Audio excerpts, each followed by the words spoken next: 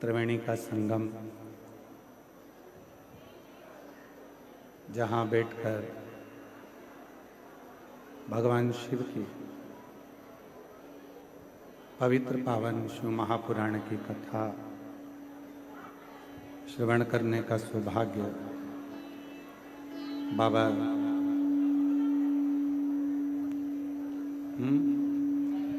देवाधिदेव महादेव की कृपा से, करुणा से, उनकी उदारता से आप और हम सभी को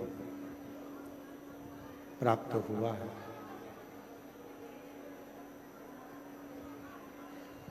ये पवित्र प्रावण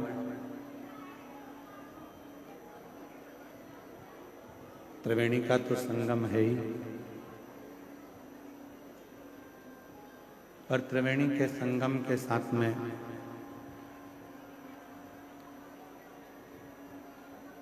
सतुआ बाबा जी की पवित्र गोद में बैठकर ये पवित्र शिव महापुराण की कथा श्रवण करने का सौभाग्य आप और हमको प्राप्त हो।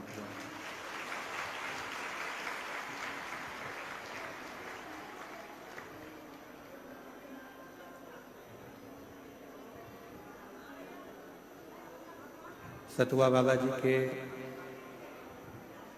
इस पवित्र पावन सेवा शिविर में वर्तमान पीठ पर सतुआ बाबा जी की वर्तमान गादी पर विराजमान जगत गुरु महामंडलेश्वर श्री संतोषाचार्य जी महाराज सतुआ बाबा जी,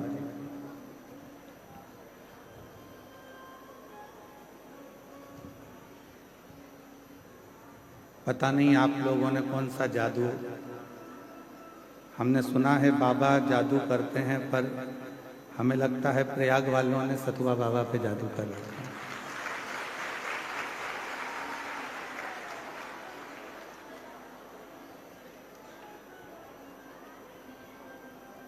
हमारी इतनी व्यस्तता होने के बाद भी बाबा जी ऐसा कोई दिन नहीं छोड़ते जिस दिन प्रयागराज के मेले में आने के लिए फोन ना करते, और फिर समय निकालकर इस पवित्र पुण्यमय धरा पर आना होता है। साथ में ही कथा मंडप में विराजमान चित्रकूट से रामायणी पुट्टी वाले महाराज श्री सरल सहज आपकी अविरल भक्ति शिव के प्रति आपके चरणों को भी नमन करता हूँ। कथा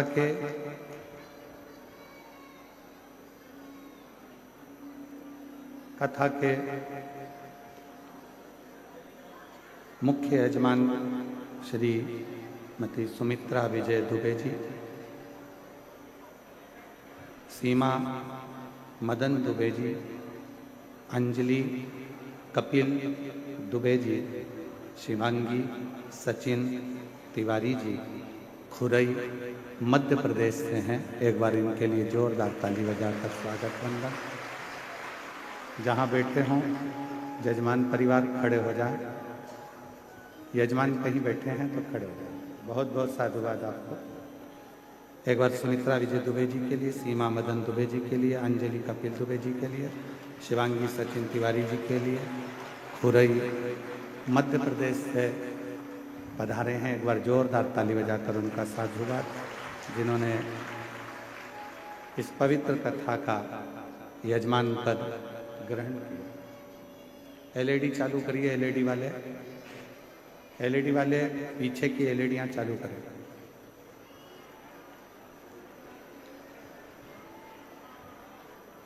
पांच दिवसीय शिव महापुराण की कथा आप और हमको श्रवण करने का सौभाग्य प्राप्त हुआ है।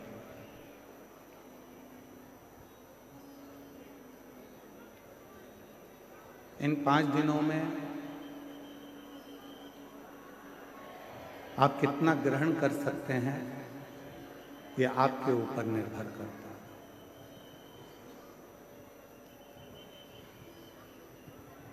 त्रिवेणी के तट पर आए और सिर पे गंगा का लोटा तो भरकर ले गए, पर गंगा जैसी शीतलता लेकर नहीं गए, तो यहां पर आना आपका व्यर्थ हो गया।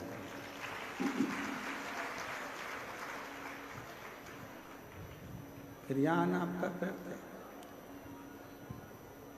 मूल है त्रिवेणी के संगम पर यदि आप आए हैं और त्रिवेणी के संगम पर यदि आप पहुंचे हैं, तो यहाँ से केवल त्रिवेणी का जल लेकर नहीं, ज्ञान, भक्ति और वैराग्य को सांस लेकर जाए।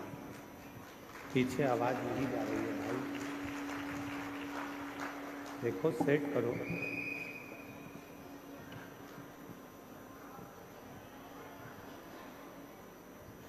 त्रिवेणी का तट, त्रिवेणी का संगम तट, ये हमको, आपको एक ऐसा उपदेश देता है।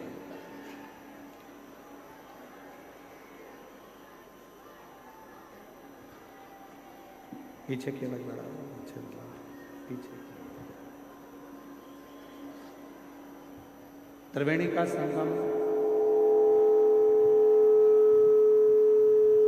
आपको और हमको एक ऐसा उपदेश देता है कि यहाँ आने के बाद में व्यक्ति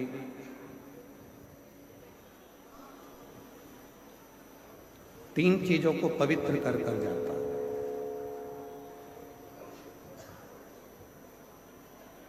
वो तन, मन और धन। उधर चोंगों की आवाज नहीं जा रही है, कहाँ, जहाँ कोने कोने पर लोग चारों तरफ बैठे हुए हैं, बाहर की ओर।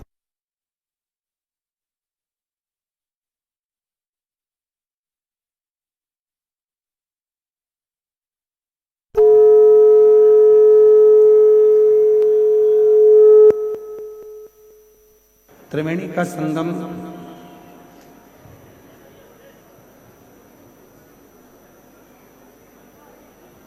तीन पवित्र कर देता है, तन को, मन को और धन को। यहां आने के बाद में आप केवल तन नहीं धो रहे,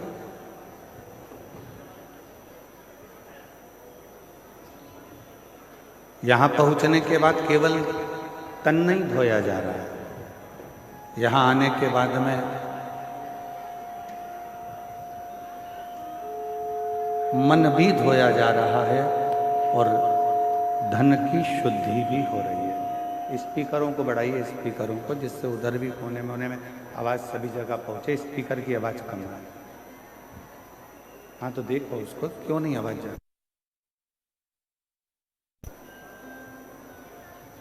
तन, मन और धन की पवित्रता कहीं पर है तो वो त्रिवेणी के संगम पर, इस प्रयागराज की भूमि पर है, जहां व्यक्ति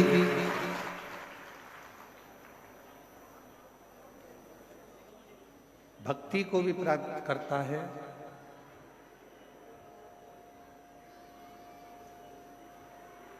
मुक्ति को भी प्राप्त करता है,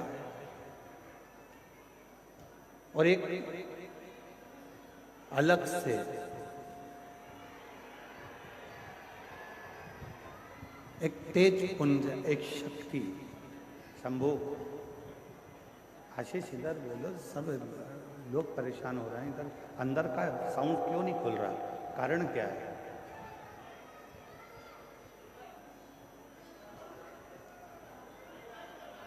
इस त्रिवेणी के एलईडी वालों से निवेदन है, कृपया एलईडियां चालू करें। प्रांगण की जितनी एलईडी लगी हैं सब चालू करें बीच बीच में। और साउंड वाले भैया थोड़ा साउंड का खोल के रखो। त्रिवेणी का तट एक अलग से ऊर्जा प्रदान करता है। त्रिवेणी का तट एक अलग से बल प्रदान करता है। और हम फिर निवेदन करेंगे कि सारी दुनिया में आप शिव महापुराण की कथा को श्रवण करते हो, और यदि त्रिवेणी के घाट पर बैठकर ये कथा सुनते हो तो तीन चीजें तो मेरा त्रिगुणाकार, त्रिकालदर्शी, त्रिनेत्रधारी, त्रिपुंडधारी, त्रिशूलधारी और त्रिनेत्रधारी भगवान आपको दे ही देगा। बोल बम का नारा है, सारी समस्या का हल श्री शिवाय। त्रिवेणी के संगम पर त्रिकालदर्शी, त्रिनेत्रधारी, त्रिपुंडधारी, त्रिशूलधारी, त्रिलोकी के नाथ देवाधिदेव महादेव की कथा सुनकर हम भी यहां से तीन चीजें लेकर जाएंगे। एक लेकर जाएंगे मन की शांति,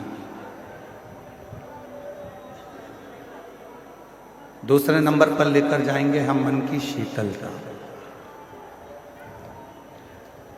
और तीसरे नंबर पर लेकर जाएंगे हम अच्छे विचार, अच्छी सोच, अच्छी बुद्धि।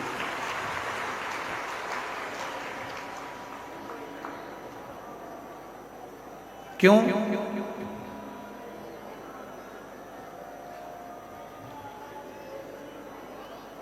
आपकी जेब में जो पैसा रखा हुआ है उसके बहुत सारे बाटेदार हैं।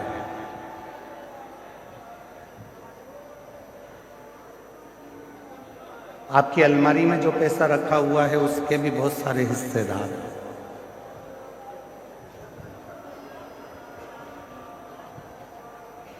आपके बैंक में जो पैसा रखा हुआ है उसके भी बहुत सारे हिस्सेदार हैं।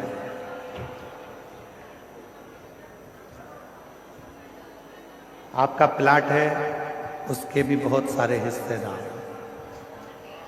आपका मकान है उसके भी बहुत सारे हिस्सेदार।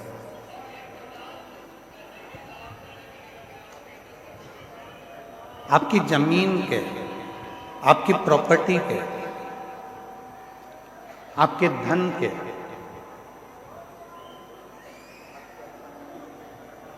आपकी संपदा के, आपके स्वर्ण के, चांदी के, बर्तन के, कपड़े के बहुत सारे हिस्सेदार हैं।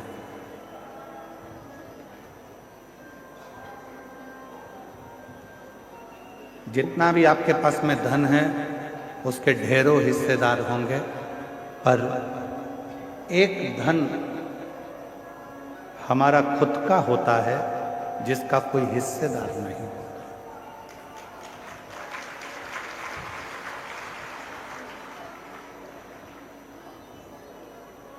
सब धन के हिस्सेदार हैं, पर एक धन है, उस धन का कोई हिस्सेदार होता ही नहीं है। वो धन है आपका दुख, आपकी तकलीफ, आपका कष्ट, आपकी बीमारी, आपका रोग। वो धन एक ऐसा धन है जिसका कोई भी हिस्सेदार नहीं बनता। हम आपसे पूछें, प्रयागराज में आई हुई मेरी जीजियों से, मेरे जीजाओं से, मेरी बेटियों से, बेटाओं से, मेरे बुजुर्ग माँ बाप से मैं एक प्रश्न करूं, आपकी कमर में दर्द होता है तो उसका कोई हिस्सेदार होता है क्या? आपके सिर में दर्द होता है तो उसका कोई हिस्सेदार होता है क्या? आपके पलंग के तकिए के नीचे अगर कोई 500 के नोट की गड्डी रखी है तो उसके बहुत सारे हिस्सेदार हैं।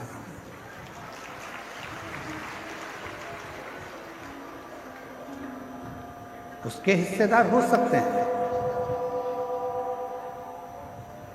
पर आपके दुख का कोई हिस्सेदार नहीं, कोई नहीं। आपकी तकलीफ का कोई हिस्सेदार नहीं हो। परशु महापुराण की कथा में पार्वती खंड में उमा संहिता में भगवान शंकर ने पार्वती जी से कहा है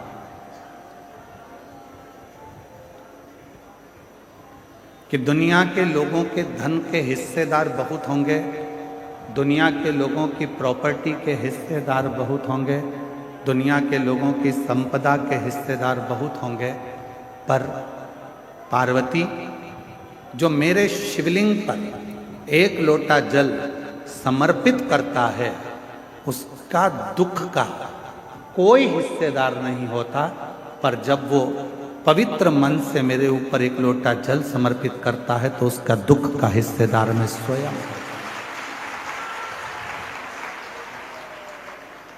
उसके दुख का कोई हिस्सेदार होगा तो वो शिव होगा।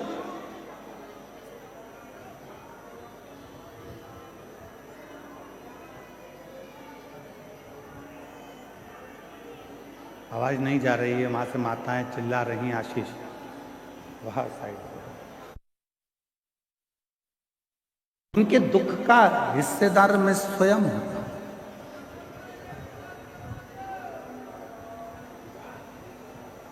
इनके एक आदमी को पीछे भेजो तो वो सुन लेगा वहां से।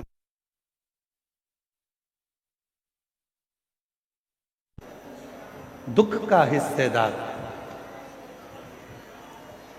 शिव कह रहे हैं कि जब कोई एक लोटा जल समर्पित करता है, जब कोई एक लोटा जल मुझे देता है, तो वो जब दुखी होता है तो उसके दुख का निवारण करने के लिए मैं स्वयं उसके दरवाजे पर पहुंचकर उसके दुख को काट देता हूं। उसके दुख को समाप्त करने की जवाबदारी मेरी हो जाती है। उसकी तकलीफों को समाप्त करने की जवाबदारी मेरी हो जाती है।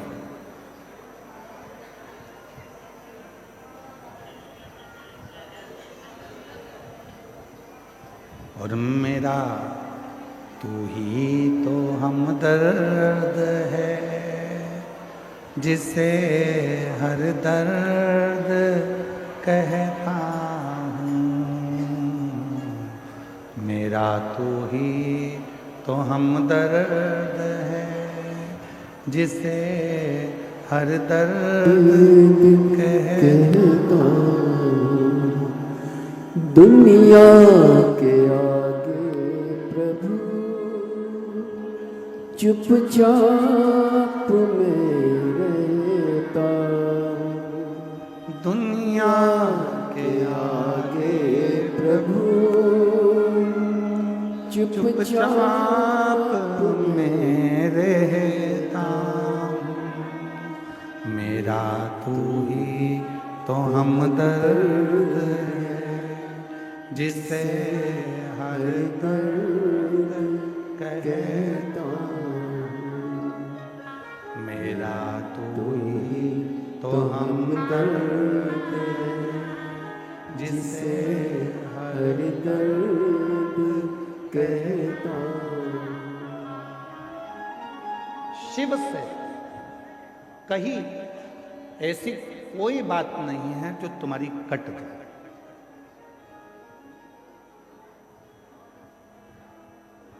शिव जी से करी हुई प्रार्थना ऐसी कोई नहीं है जो तुम्हारी प्रार्थना को शिव स्वीकार ना करे, शंकर स्वीकार ना करे।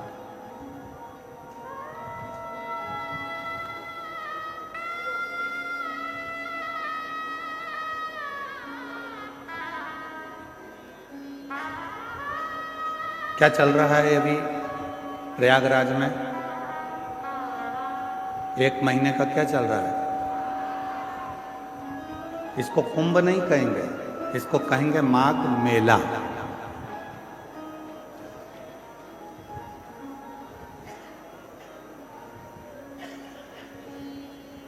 रामचरितमानस में भी इसका वर्णन है। संत आते हैं, निवास करते हैं, 1 महीना रुककर सत्संग करते हैं और फिर चले जाते हैं।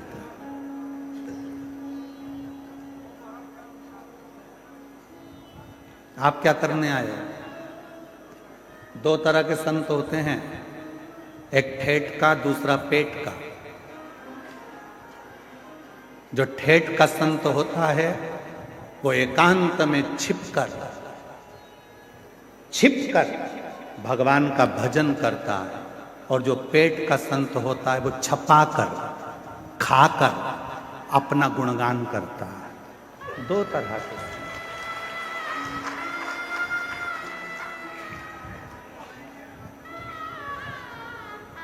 एक छपाकर खुश होता है, एक छिपकर खुश होता है।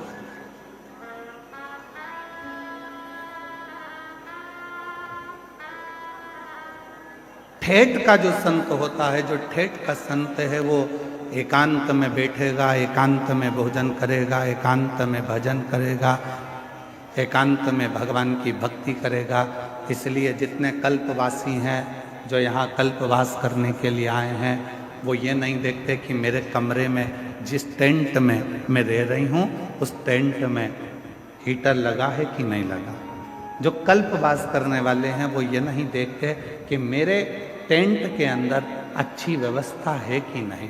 जो कल्पवास करने वाले हैं वो ये देखते हैं, वो ये भी नहीं देखते कि मेरा टेंट बिल्कुल रोड के किनारे है कि नहीं।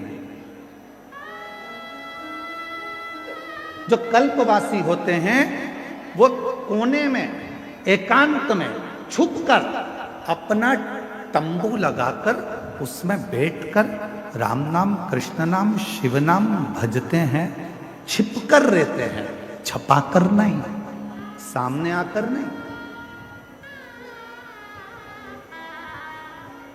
क्यों हमारे शास्त्रों में कहा गया कि संत, साधु, गुरुजन, तपस्वी जन, साधु, सन्यासी, तपस्वी जन जंगल में जाते थे, वन में जाते थे, तपस्या करते थे, वन में जाकर छिपकर बैठ जाते थे, तप करते थे। जहां कोई ना आए वहां संत जाकर, साधु जाकर, गुरुजन जाकर, तपस्वी जन जाकर साधना करते, तप करते थे, साधना करते थे।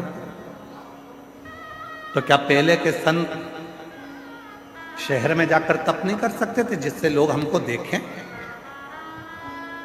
क्या पहले के संत शहर में पहुंचकर क्या अपना प्रचार करने का प्रयास नहीं कर सकते थे कि हमको देखें लोग, हम इतनी साधना कर रहे हैं, हम इतना तप कर रहे हैं, हम इतना व्रत कर रहे हैं, लोग हमको देखें, सोशल मीडिया पे डालें, लोग हमको पहचानो? क्या पहले के संत शहर में जाकर तप कर कर दुनिया को नहीं दिखा सकते थे? पर उनको मालूम है, छपाकर सामने आकर यदि भगवान को पाने का प्रयास करूंगा तो मेरा भोले भंडारी कभी नहीं मिलेगा। छिपकर, एकांत में बैठकर, चुपचाप से जाकर एक लोटा जल चढ़ाकर अपने जीवन को सार्थक कर लूंगा तो मेरा कुबेर भंडारी मिल जाएगा, शिव मिल जाएगा।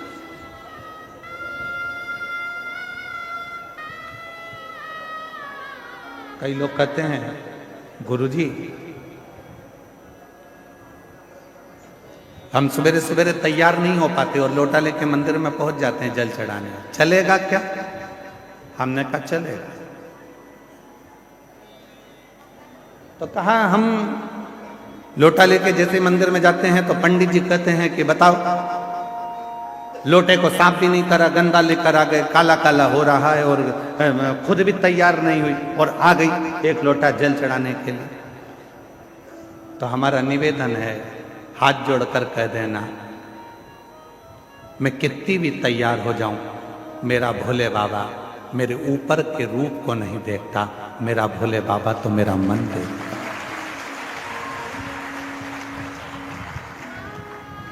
मेरा शिव, मेरा शंकर, मेरा ओघड़दानी कभी ऊपर का रूप देखा ही नहीं।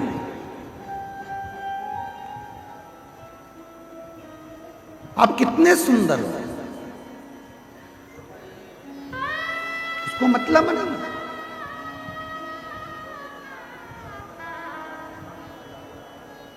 वो नहीं देखेगा। तुम्हारी जितनी भी डिग्रियां हैं ना, इंजीनियर की, डॉक्टर की, कलेक्टर की, आईजी की, डीआईजी की, कमिश्नर की, पुलिस की, इंजीनियर की, तुम्हारी जितनी डिग्रियां हैं, सारी डिग्रियां केवल पृथ्वी पर देखी जाएगी। वहां तो केवल एक डिग्री देखी जाएगी, तूने पृथ्वी पर जाकर पुण्य कितना करा है, सत्कर्म कितना किया, भजन कितना किया, नाम जाप कितना किया, स्मरण कितना किया, कीर्तन कितना किया, मंत्र जाप कितना किया, वो डिग्री उस परमात्मा के यहां देखी।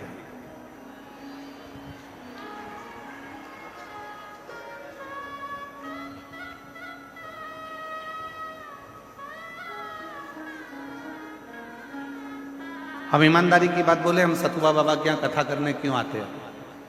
हम एक बार कथा करने आते और हम पक्का है दूसरी बार नहीं आते। पर आज ये कथा करने के लिए माघ मेले में हम शायद मैं कहता 3 एक बार महाराज जी, तीसरी बार हमारा आना हो गया। आपको मालूम है हम क्यों आते हैं, किस लिए आते हैं? हमारा आने का केवल एक कारण है कि यहाँ किसी के बैठने के लिए पास का सिस्टम नहीं चलता, यहाँ तो जो आया वो बैठ गया।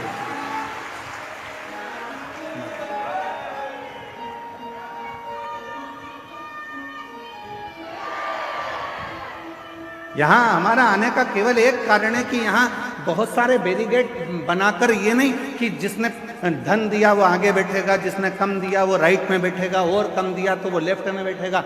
यहाँ तो महाराज जी के इस सतुबा बाबा जी के शिविर में कथा हो रही है और मैं सतुबा बाबा जी संतोषाचार्य महाराज जी को, जगत गुरु संतोषाचार्य जी महाराज जी को धन्यवाद दूंगा कि उन्होंने चारों तरफ की टीनों को, जो चारों तरफ से बैरिकेड लगे थे, टीन लगी हुई थी, पंडाल एक अंदर की ओर ये आश्रम था, उन्होंने सब दूर की टीन को उखड़वा दिया और कह दिया जहां तक लोग बैठ सके उनको बैठ।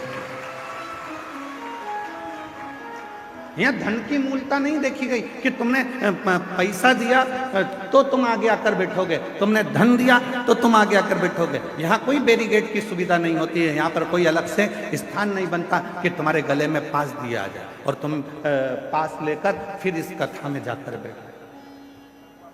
इसलिए इस कथा में हम 3 साल से लगातार आ रहे हैं, क्योंकि यहाँ सतुबा बाबा जी जो कथा या आयोजन कराते हैं वो केवल हर हर महादेव के लिए, देवाधिदेव महादेव के लिए, विश्वनाथ जी के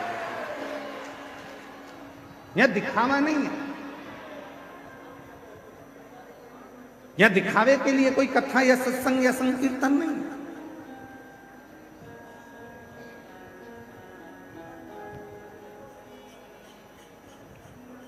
यहां तो केवल आपकी अविरल भक्ति, आपका भजन, स्मरण, कीर्तन और मंत्र,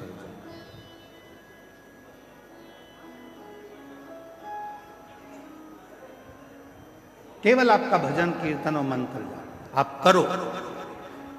5 दिन आप और हम हैं, निवेदन है इन 5 दिन में सतुबा बाबा जी के शिविर में आप जितनी देर बैठकर भजन कर सकते हैं उतना भजन करें। त्रिवेणी के संगम पर बैठकर जितना स्मरण कर सकते हैं करें। त्रिवेणी के जितना करना,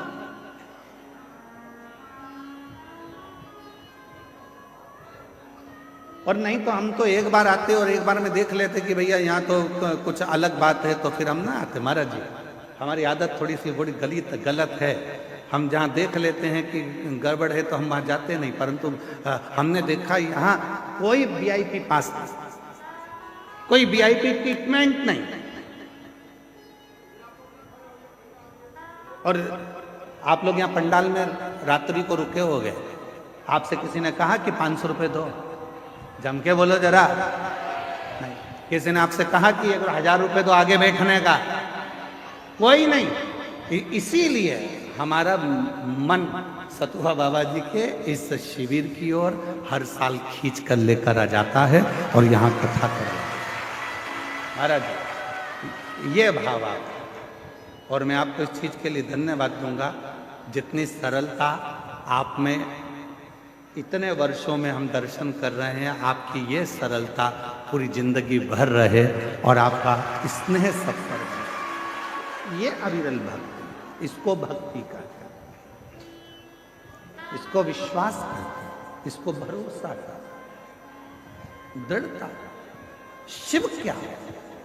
मेरे शंकर भगवान के यहां पर भगवान नारायण भी अगर आए हैं तो शिव जी के सम्मुख में आकर खड़े होकर लक्ष्मी जी भगवान नारायण से कहती हैं कि आप भगवान शंकर को कुछ देकर प्रसन्न कर लीजिए।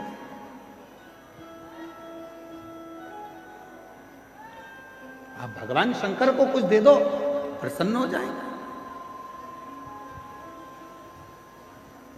ब्रह्मा जी से स्वयं ब्रह्माणी ने कहा आप भगवान शंकर को कुछ दे दीजिए, शंकर जी प्रसन्न हो जाएंगे। इंद्राणी ने इंद्र से कहा कि शिव जी को प्रसन्न करना है तो कुछ दे दीजिए, शिव प्रसन्न हो जाएंगे। तब भगवान नारायण ने लक्ष्मी जी से कहा शिव को प्रसन्न करने के लिए धन, दौलत, संपदा, वैभव देने की जरूरत नहीं है। शिव को अगर कुछ देना है तो अपने चलते हुए समय में से, अपनी चलती हुई श्वास में से, अपने चलते हुए जीवन में से 2 क्षण राम नाम का दे दीजिए, शिव जी आपके हो जाएंगे। केवल राम नाम, केवल कृष्ण नाम, केवल भगवत नाम, केवल भजन स्मरण शिव को दे दो, शिव तुम्हारा हो जाए।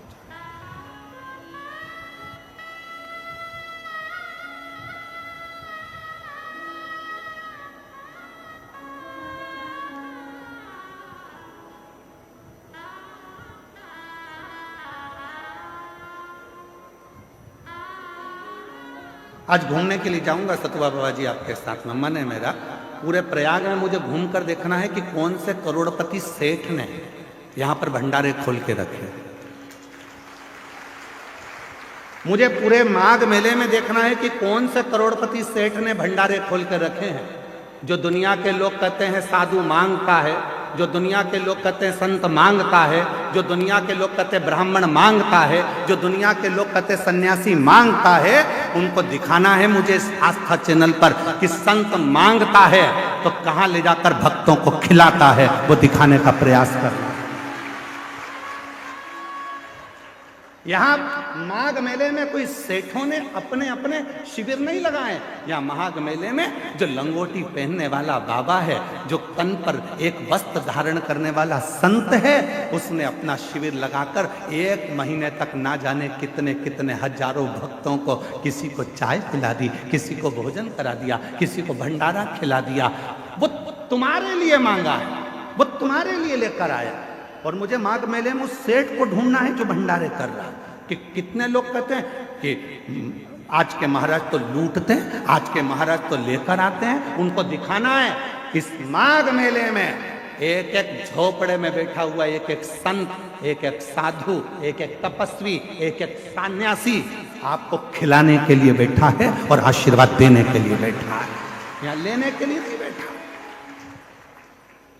यहाँ लेने नहीं आया, यहाँ देने आया।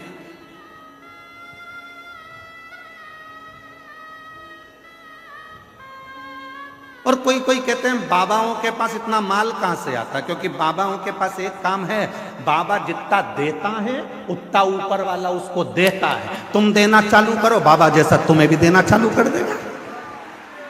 तुम संत नामदेव जी महाराज से कहा गया कि नामदेव जी महाराज एक बात बताओ, तुम्हारे झोपड़े में आग लग गई थी, तुम्हारा झोपड़ा जल गया था, तुम्हारा घर जल गया था, फिर रात भर में तुम्हारा घर बनाया किसने? तो एक काम करो, नामदेव जी ने कहा मेरे रिश्तेदार आए थे उन्होंने बना दिया, तो हमारा भी घर बनवा दो तुम्हारे रिश्तेदार से। तो नामदेव जी ने कहा लगाओ आग अपने घर में, तुम अपने घर में आग लगाओ, वो बना कर जाएगा। तुम भी तो एक बार लुटाना प्रारंभ करो, देना प्रारंभ करो। जब दोनों हाथ से तुम देना प्रारंभ करोगे तो हजारों हाथ से वो देना तुम्हें प्रारंभ कर देगा। तुम देव तो शिव ओघड़दानी है। लक्ष्मी जी कह रही हैं भगवान नारायण से कि शंकर जी को कुछ दे दो, शंकर जी आपको मिल लेंगे। ब्रह्माणी ब्रह्मा जी से कह रही हैं कि शिव जी को आप कुछ दे दो, शिव जी आप पे करुणा कर दो। इंद्राणी इंद्र से कह रही है कि आप शिव जी को कुछ दे दो। तब भगवान नारायण ने कहा शंकर भगवान को कुछ नहीं चाहिए। शिव जी तो केवल आपसे राम नाम मांगते हैं। जो राम नाम दे देता है, शिव उसके पीछे पीछे चलना प्रारंभ कर देते हैं और शिव उस पर करुणा करना प्रारंभ।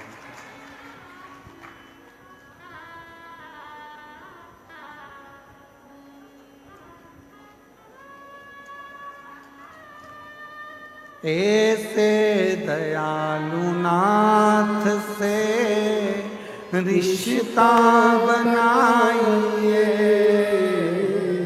ऐसे दयालु नाथ से। मेरी जीजियों, सबको आता है ना? आप सबको मालूम है हम हमारे भजन नहीं बदलते। हम ज़्यादा भजनों को इसलिए नहीं बदलते क्योंकि कथा में आप जितनी देर बैठो तो आप लोगों को मालूम होना चाहिए कि जो भजन गुरु जी गाएंगे वो भजन आपको भी गाना, क्योंकि हमारे भजन नहीं होते। हम भगवान से प्रार्थना करते हैं इन शब्दों के माध्यम से कि हम पर भी कृपा करें। तो आपको भी अपनी वाणी में बोलना है साथ साथ। ऐसे दयालु नाथ से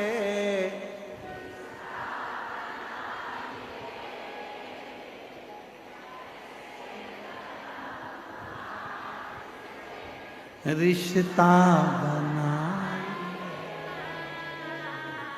मिलता रहेगा आपको जो कुछ भी चाहिए, मिलता रहेगा आपको जो कुछ भी चाहिए। मांगा है भोले वरदान एक ही, मांगा है भोलेनाथ से वरदान एक ही। तेरी दया बनी रहे जब तक है जिंदगी, तेरी दया बनी रहे जब तक है जिंदगी। मांगा है भोलेनाथ से वरदान एक ही। हमें बस एक वर दे दो, अंतिम श्वास तक तेरी कृपा, आखिरी सांस तक तू मिलता है। आई माघ मेले में 5 दिन की शिवपुराण सुनने के लिए आई। मैं जानती हूं कि मैं 1 महीना कल्पवास नहीं कर सकती, मेरे बच्चे छोटे हैं। मैं 1 महीना माघ मेले में नहीं रह सकती क्योंकि मेरा परिवार बड़ा है। 1 महीना मैं बाबा इस माघ के मेले में कल्पवास नहीं कर सकती क्योंकि मैं घर में परिवार को लेकर चलने वाली हूं। पर बाबा आज विश्वास से कहती हूं 5 दिन भी अगर मैं इस पंडाल में बैठकर कथा सुनूं तो मेरे भोले बाबा, हे मेरी गंगा मैया, मेरे इस 5 दिन की रात्रि को कल्पवास की 1 महीने की रात्रि मान ले, उतना फल देना मुझको। मैं 5 दिन रहूंगी, 5 दिन तेरा भजन करूंगी और 5 दिन में मुझे विश्वास है तू मुझे खाली नहीं भेजेगा, मेरी झोली खुशियों से भरकर भेज देगा। मेरा विश्वास है, मेरा भरोसा है।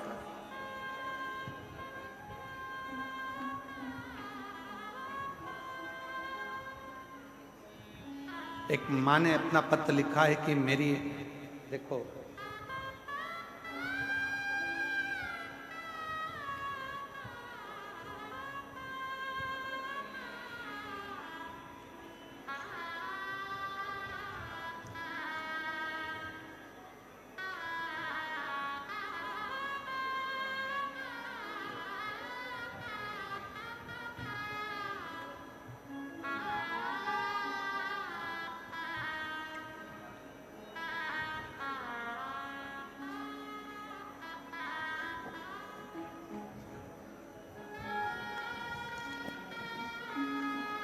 मेरा नाम नूतन सोनी है, मैं फतेहपुर जिले से आई हूँ। कहीं बैठी हो नूतन जी? आप ही हैं? ऐसा हाथ हिला दो एक बार। हाँ ऐसा हाथ हिलाओ, ठीक है। आइए आइए, एक बेलपत्र लेकर जाओ। मेरा नाम नूतन सोनी है, मैं फतेहपुर जिले से आई हूँ। मेरा मोबाइल नंबर ये है। श्री शिवाय नमस्तुभ्यं। मैं प्रणाम करती हूँ। 2020 में कर्जा बहुत हो गया था, इतना कर्जा हो गया कि उस कर्जे को चुकाना भारी पड़ गया। बढ़ता बढ़ता कर्जा और लाखों में बढ़ गया, दुगना तिगना चौगना, किससे कहूं। तब कर्जा बढ़ते बढ़ते जब लाखों में और ज्यादा 20 लाख से भी ज्यादा और बढ़ता चले गया, जैसे जैसे साल निकल रहे थे कर्जा तिगना चौगना होते जा रहा था। तब किसी ने कहा कि वो सियोर वाला बाबा कथा कहता है, उसके पंडाल में बैठकर जो मांगा जाता है वो मिलता है। आ गई प्रयागराज के कुंभ के मेले में, पंडाल में बैठ गई। मुझे नहीं मालूम था, मैं मेले में फंसती फंसाती एक दिन कथा में पहुंचकर बाबा से विनय करी, झोली पसार कर कहा, मेरा कर्जा बहुत ज्यादा हो गया है, तुझे चुकाना। आप कहते हो कि पंडाल की मिट्टी को भी सिर से लगाना, मैं तो उठाकर ले गई पंडाल की मिट्टी को। गुरुदेव, अब जरा पत्र को आप यहां पर देखिएगा, मात्र जाने के 15 दिन हुए हैं। एलईडी पर पत्र चल रहा है कि नहीं चल रहा? चल रहा? नहीं चल रहा? आस्था पे है, एलईडी पर क्यों चल रहा? ठीक है, कल चल जाएगा। प्रयास करिए यहाँ के लोग भी पत्र को पढ़ें। आस्था पे चल रहा है पत्र, ध्यान दीजिएगा। और एलईडी पर कल से चल जाएगा। 15 दिन, केवल 15 दिन निकले, ना जाने वो पंडाल की मिट्टी में क्या था। और 15 दिन के बाद मेरा धीरे धीरे कर कर 20-20 लाख का कर्जा मेरे बाबा ने जो चुकाना चालू करा, आज मैं पूरे कर्जे से मुक्त होकर बाबा की कथा को सुनने के लिए पंडाल में बैठी हूं। ये शिव की आज एक भी कर्जा मेरे माथे पर नहीं, एक कर्जा मेरे मस्तक पर नहीं।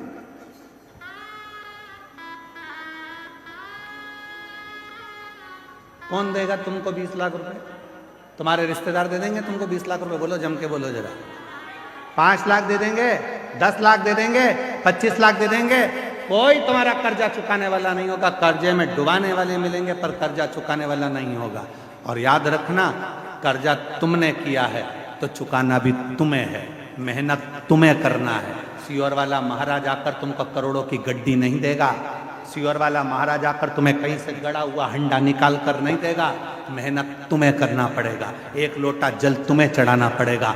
और जब मेहनत और लगन और शिव की भक्ति, ये त्रिवेणी का संगम एक जगह पर होगा तो 15 दिन क्या 5 दिन में भी कर्जा चुकाने की सामर्थ्यता तुम में बाबा दे। किसी बाबा के चक्कर में मत पड़ना कि कोई तुमको निकाल कर सोने का हंडा देगा। किसी बाबा के चक्कर में मत पड़ना कि कोई तुम्हारा दुख काट देगा। हाथ में खुजाल चली है तो तुम्हें खुजालना है, छींक तुम्हें आई है तो छींकना तुम्हें है, खांसी तुम्हें आई है तो खांसना तुम्हें है। उसी तरह कर्जा तुमने किया है तो चुकाना भी तुम्हें है। इसलिए मेहनत भी तुमको करना है, संघर्ष भी तुमको करना है, और साथ में शिव जी पर भरोसा भी तुम्हें करना है। शंकर पर भरोसा भी तुमको, कोई दूसरा नहीं। रोते नहीं है बेटा, रो रो नहीं है। आंसू पोछो पहले, उठो उठो उठो, आंसू पोछो पहले, आंसू पोछो पहले, आंसू पोछो। अच्छा खुश होकर जा, अब तो बाबा ने तेरे सब कर दिया। एक आंसू पोछ पहले, आंसू पोछ, आंसू पोछ पहले, आंसू पोछो। अच्छी खुश होकर एक बार जोरदार ताली बजाओ। शिव कृपा ऐसे दयालुनाथ से रिश्ता बनाइए, ऐसे दयालुनाथ से रिश्ता बनाइए, मिलता रहेगा आपको जो कुछ भी चाहिए, मिलता रहेगा आपको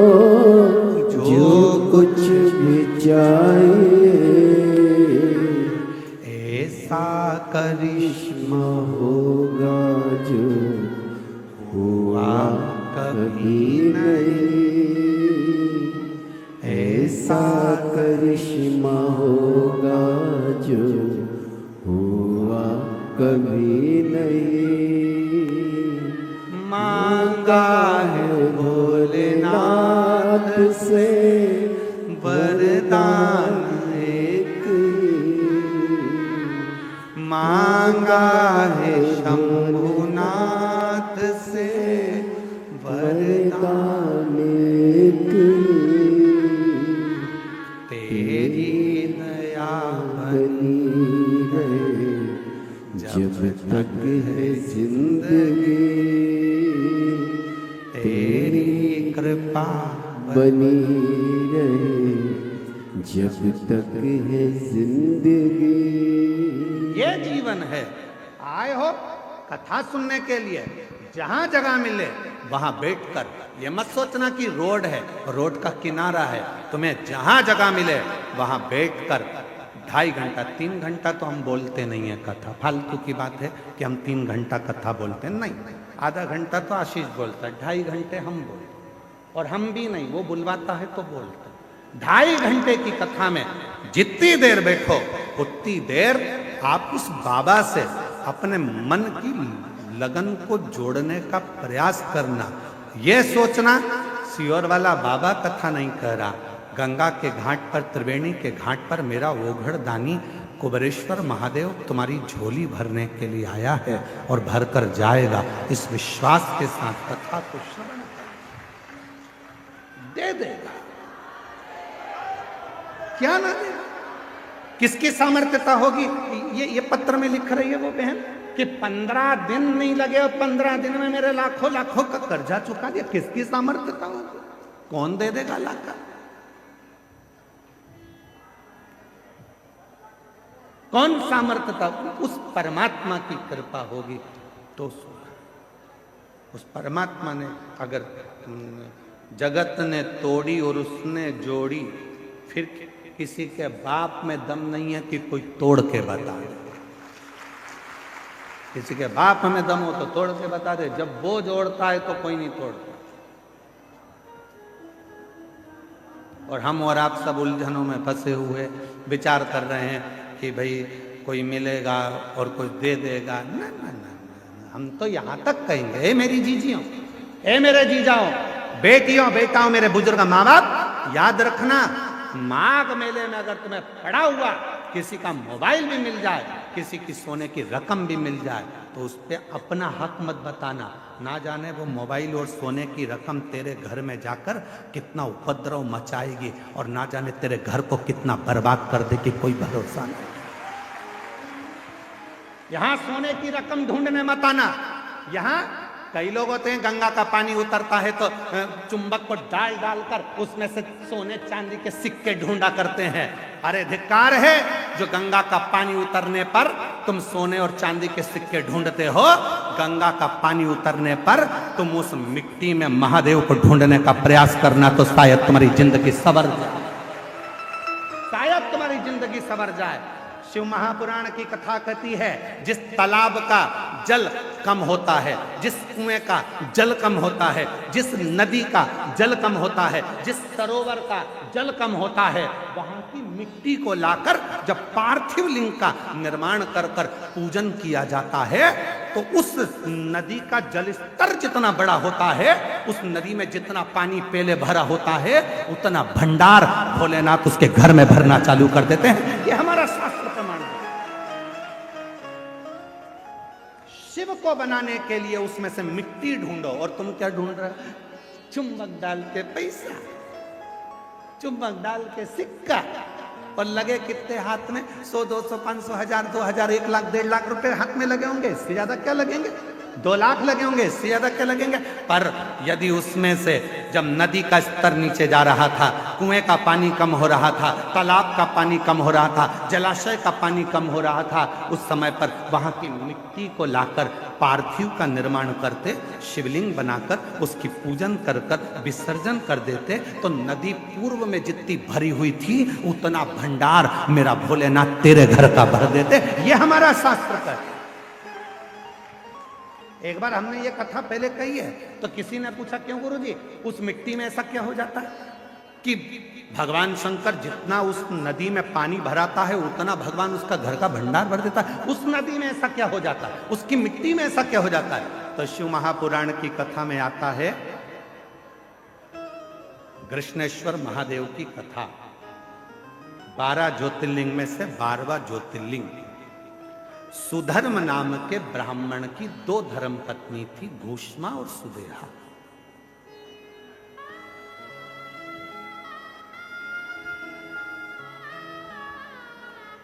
आप लोगों के मन में भी संशय होगा कि नदी का पानी उतरता है तो उसकी मिट्टी का शिवलिंग क्यों बनाया जाता है, उसका फल क्यों इतना कि भगवान का भंडार भर देता है।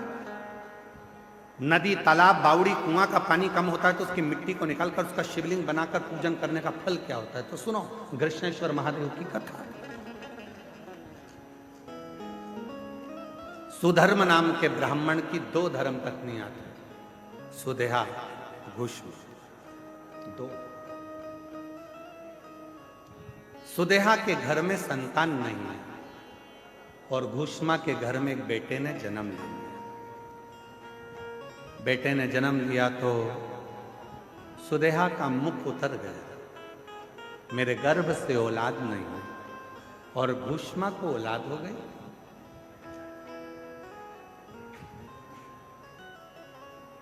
सुधर्म ने अपनी पत्नी घूष्मा से कहा कि तेरे गर्भ से यदि एक बच्चा हो सकता है तो तेरे गर्भ से और भी बच्चे जन्म ले सकते हैं। तेरा जो बेटा है इस बेटे को तू सुदेहा को दे।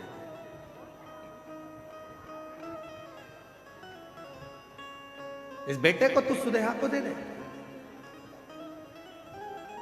सुदेहा को, हाँ ठीक है। उत्सव रखा बड़ा भारी, और घूष्मा ने अपने बेटे को सुदेहा की गोद में दे दिया। अब घूष्मा का बेटा नहीं, अब सुदेहा का बेटा।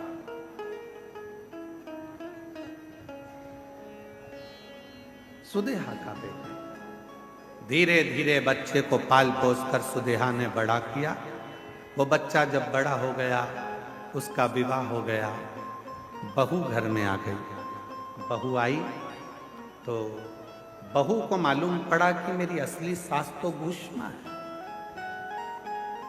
सुदेहा की गोद में मेरे पति को दिया गया, पर सास तो घूष्मा। अब वो सुदेहा को कम मानती है और घूष्मा को ज्यादा मानती है। घूष्मा के लिए चाय लेकर जाए, भोजन लेकर जाए, नाश्ता लेकर जाए, पाँव पड़े, सुदेहा को पूछे नहीं। सुदेहा को गुस्सा आ गया, बहू मेरी और पूछ रही घूष्मा। बेटा ही नहीं रहेगा तो बहू किस काम की। रात को सोया था बेटा, बहू गई थी मायके और बेटा सोया था। तभी सुदेहा ने अपने बेटे के तलवार से काट काट के टुकड़े कर दिए, कपड़े में बांध लिए, सिर पे पोटली रखी, तालाब में फेंक। तालाब में फेंक, एक बावड़ी में, एक तालाब में। उस टुकड़े करे हुए शरीर को जब फेंका, सुदेहा आ गई। समय निकला, तालाब का जल नीचे जा रहा था और घूष्मा उसी सरोवर की मिट्टी को लाकर उसका शिवलिंग बनाकर पूजन कर मिट्टी के शिवलिंग को, पार्थिव शिवलिंग को सिर पे रखकर चली और तालाब में विसर्जन करने चली। मन में आया, बाबा बहुत दिन से मैंने अपने बेटे को नहीं देखा, ना जाने बेटा कहाँ चले गया, दिखता ही नहीं। बस वो पार्थिव शिवलिंग तालाब में गया, थोड़े से पानी में जो पानी का स्तर गिर रहा था, टुकड़े टुकड़े हुए बेटा कई दिन पहले मरा था, वही बेटा तैरता हुआ बाहर निकल कर आ गया।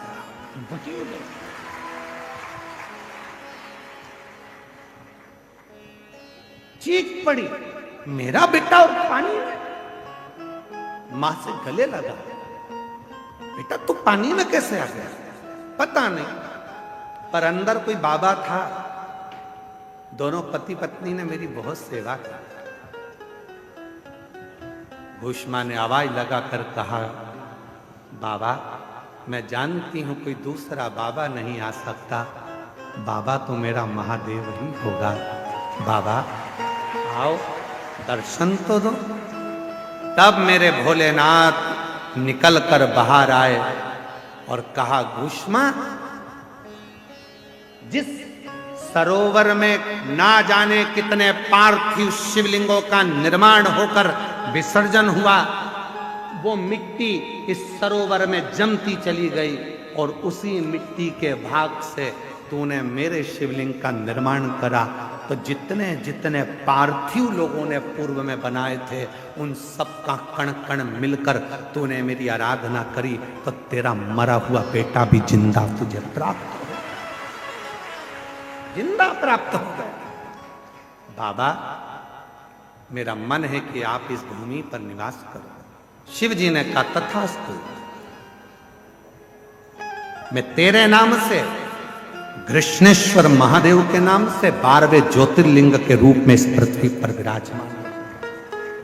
12वां ज्योतिर्लिंग का जो पूजन होता है, कृष्णेश्वर महादेव का जो पूजन होता है, कृष्णेश्वर महादेव की जो आराधना होती है, वो दुनिया के लोग जिस दिन समझ गए यहाँ जल का स्तर नदी का गिरा, गंगा जी थोड़ी खाली हुई, तुम चुंबक लेकर पहुंच गए, पैसा ढूंढने पहुंच गए, सोना ढूंढने पहुंच गए, चांदी ढूंढने पहुंच गए, नदी तालाब बावड़ी का स्तर गिरा, तुमने उसका पानी में सोना चांदी ढूंढा नहीं।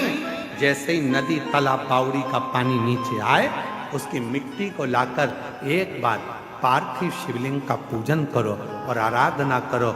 जैसे तेरी नदी का जल बढ़ता है, खूब बढ़ता है, ऐसे मेरे घर में भंडार भरना, सौभाग्य बढ़ना, संतान बढ़ना, वैभव बढ़ाना, तू कृपा करना। जैसे कृष्णेश्वर पर, भूष्मा पर तूने करुणा करी, वैसे मुझ पर कृपा करना।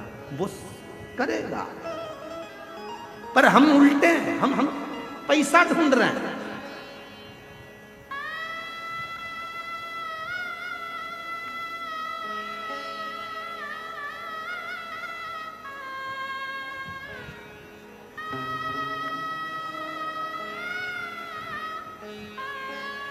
यहां 2 तरह के लोग आते हैं गंगा का स्नान करने के लिए त्रिवेणी के घाट पर। एक हर हर गंगे करने आते हैं और एक सबको नंगे करने आते हैं। यहां त्रिवेणी के घाट पर 2 तरह के लोग आते हैं। एक हर हर गंगे करने आते हैं, बिना कोई भी विचार करे, बस गंगा का स्नान, पूजन अर्चना, ध्यान, आराधना, साधना, स्मरण, भक्ति, छिपकर छुपाकर नाम जप करना, भोजन भंडारा कराना और चले जाना। और दूसरे तरह के आते हैं सबको नंगे करने। ये गया गंगा के जल में और वो गया चुपचाप से तुम्हारे कपड़े मपड़े भरे और तुम बाहर निकलते सी पूछा कपड़े रखे थे, तो बाहर खड़े हुए बोले तुम कर रहे थे हर हर गंगे, वो कर रहे थे तुम्हें नंगे। गया ले।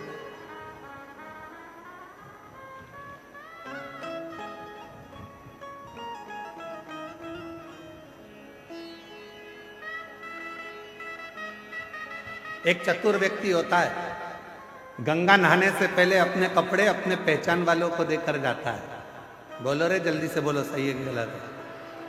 अरे बोलो जम के, भैया संभालना, भैया संभालना, भैया संभालना। अभी आया नहा के, पहचान वाले को देकर जाता है कि इसको संभालना, नहीं तो लोग मैं हर हर गंगे करूं और लोग मुझे नंगे कर दें, इसलिए तू इसको संभाल लेना। उसी तरह बस चतुरता तुम में होना चाहिए। जिस समय पर भगवान शंकर के इस प्रयागराज के मेले में आओ, उस समय पर महादेव को अपना पूरा भार सौंप कर आना, तू संभाल लेना।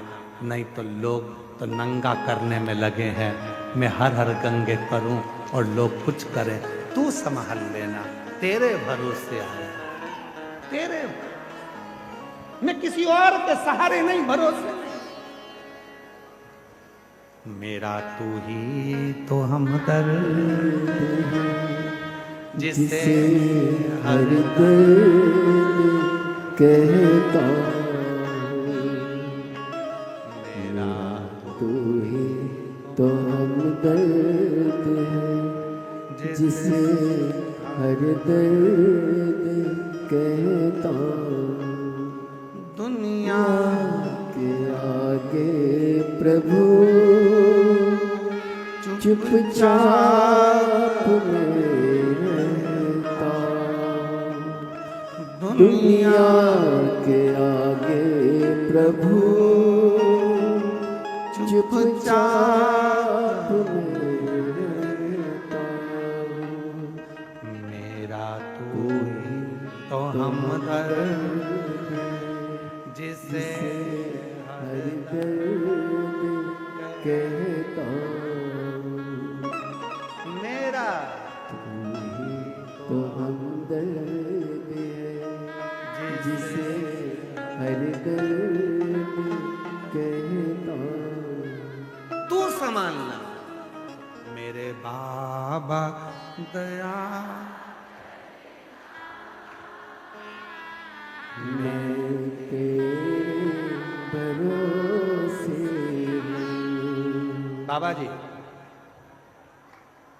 हमारे शिव भक्त ऐसे हैं, आदि कथा तो हम बाजते हैं, आदि ये बाजते हैं।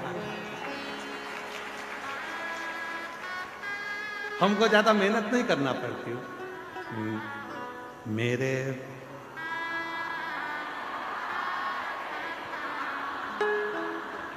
मैं तेरे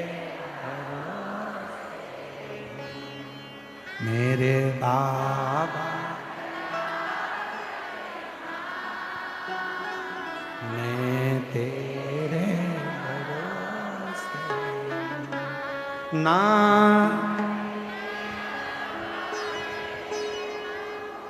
ना परिवार के भरोसे हूँ, ना घर के भरोसे हूँ, ना परिवार के। मेरे बाबा दया करना, मैं तेरे भरोसे। भोले बाबा दया करना, मैं तेरे। इसीलिए हृदय से प्रार्थना करो, विनय करो, निवेदन। जहाँ जगह मिले वहाँ बैठकर विनती करो, निवेदन करो, विनय करो। साथ में बोलिएगा, विनय करिएगा, निवेदन करिएगा, प्रार्थना करिएगा।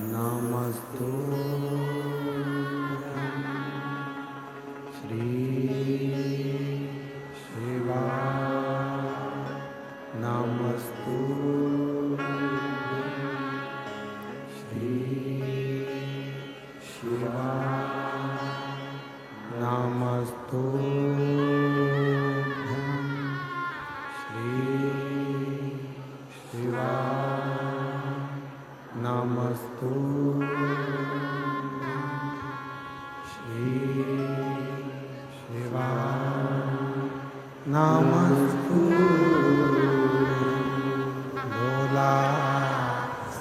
दुख काटो ओ भोला सब दुख काटो शिव शंकर जपूं तेरी माला भोले बाबा जपूं तेरी माला भोला सब दुख काटो ओ भोला सब दुख काटो वेश मंगलकारी वेश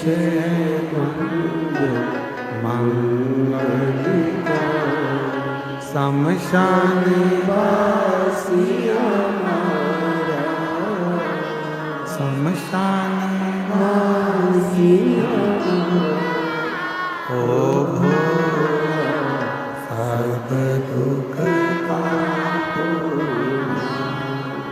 ओ भोला सब दुख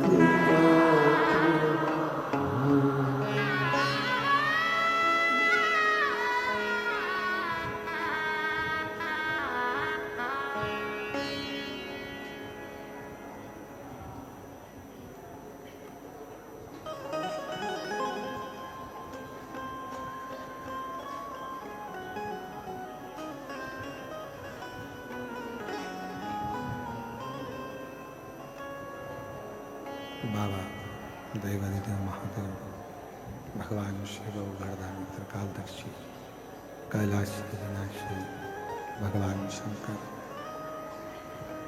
जिनकी पुनित पावन पवित्र शिव महापुराण की कथा करें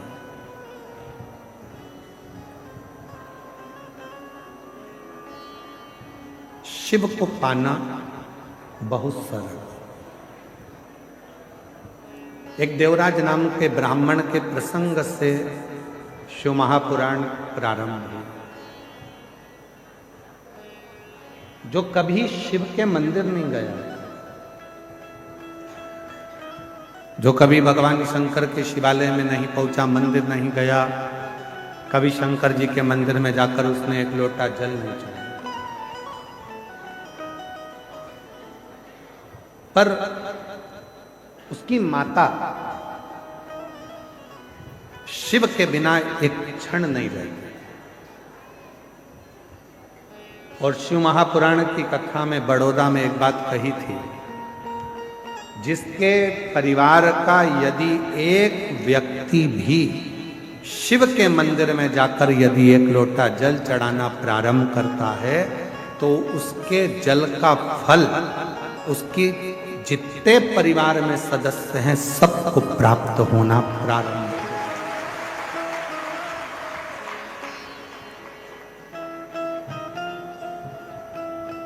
सबको मिलता है।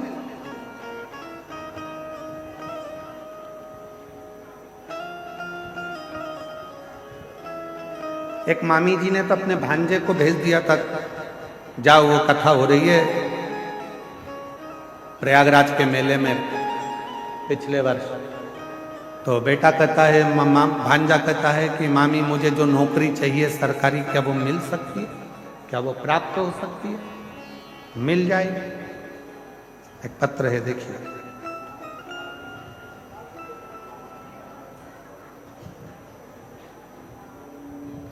मैं अंकित सिंह, निवासी ग्राम सोमबंसी खेड़ा, जिला रायबरेली का रहने वाला हूँ। कहीं बैठे हों तो हाथ हिला सकते हैं। अगर कहीं बैठे हों, आप ही हैं, ऐसा हाथ हिला दो, दोनों आ जाइए, दोनों आ जाइए।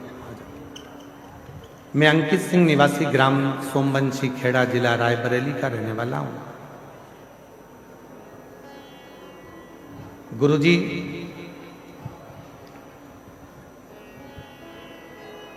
आपकी कथा कानपुर में 2021 में हुई थी। वहां बाबा से एक प्रार्थना करी थी।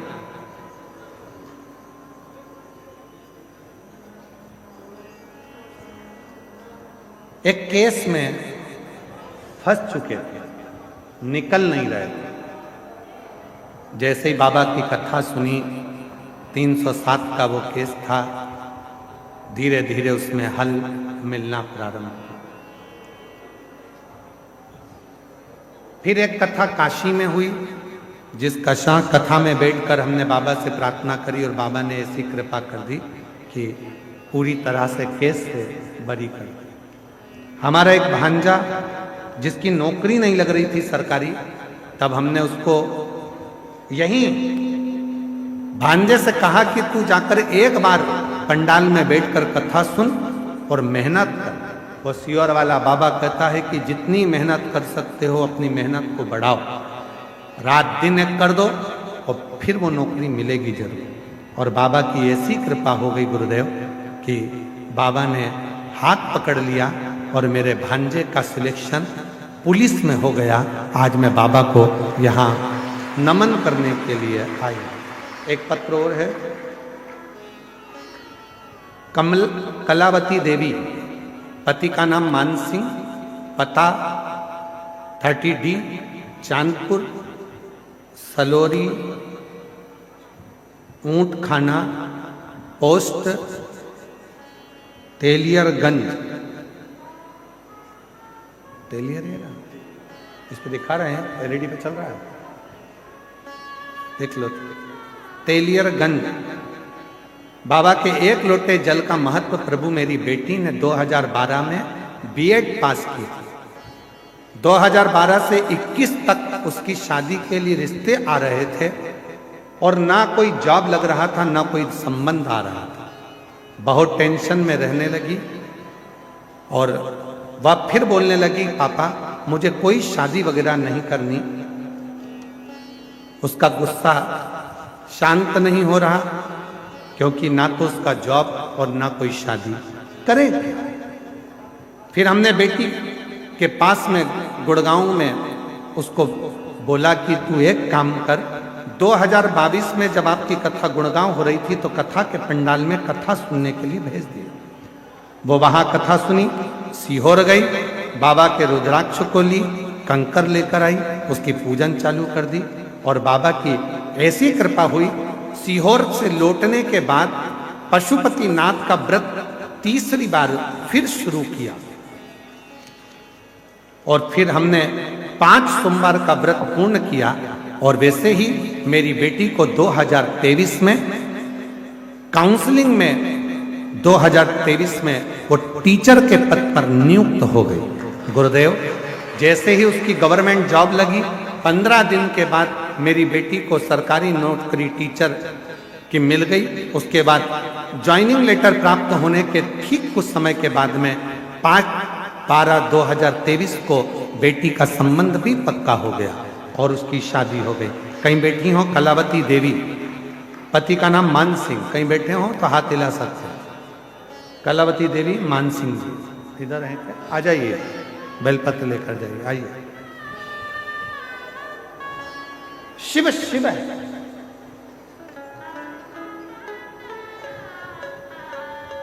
आप जिस कामना से भोलेनाथ की कथा को सुनने के लिए आए हो, बाबा आपकी कामना पूर्ण करता।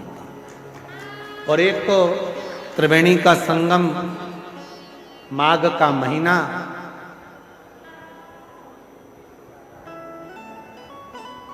और ऊपर से यह 5 दिवसीय शिव महापुराण की कथा मां गंगा के घाट पर।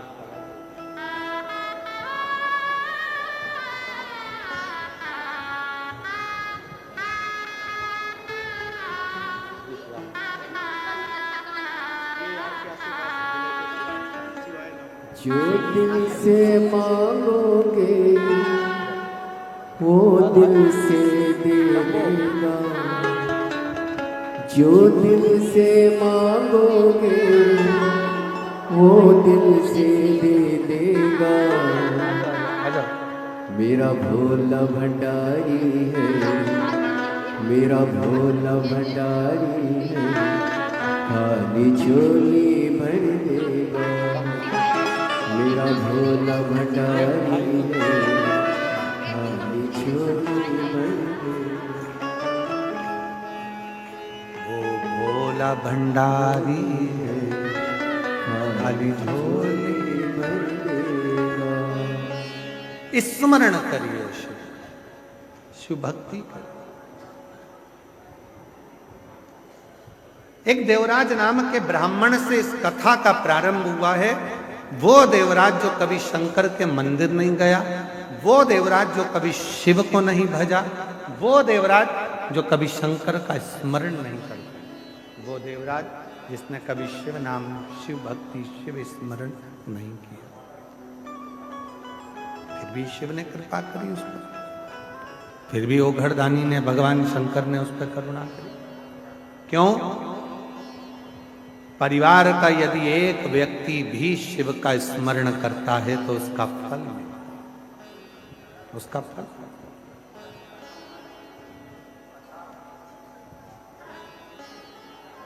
आप लोगों को मालूम है कि नहीं मालूम, हमको नहीं पता। हमारे मध्य प्रदेश में एक नियम था, पुराने समय में जब कोई तीर्थ कर कर आता था, तो तीर्थ कर कर जब वो आता था तो उसके चेहरे का दर्शन करने के लिए हमारा पूरा मोहल्ला, पूरा गांव एकत्रित होता था। क्यों? उसने जिन नेत्रों से बद्रीनाथ का दर्शन किया, उन्होंने जिन नेत्रों से द्वारकानाथ का दर्शन किया, उन्होंने जिन नेत्रों से जगन्नाथ का दर्शन किया, उन नेत्रों से जिसने रामेश्वरम का दर्शन किया, त्रिवेणी का स्नान किया, उसके नेत्रों के द्वारा यदि हम सामने खड़े हो गए और वो दृष्टि हम पर पड़ गई तो हम भी सिद्ध हो जाएंगे, चाहे हम तीर्थ गए। इतना फल है तीर्थ जाने वाले के आकर दर्शन करने का, इतना फल प्राप्त, इतना फल।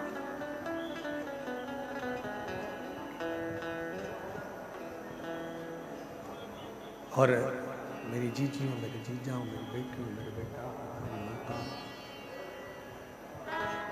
मेरे बुजुर्ग माता पिता,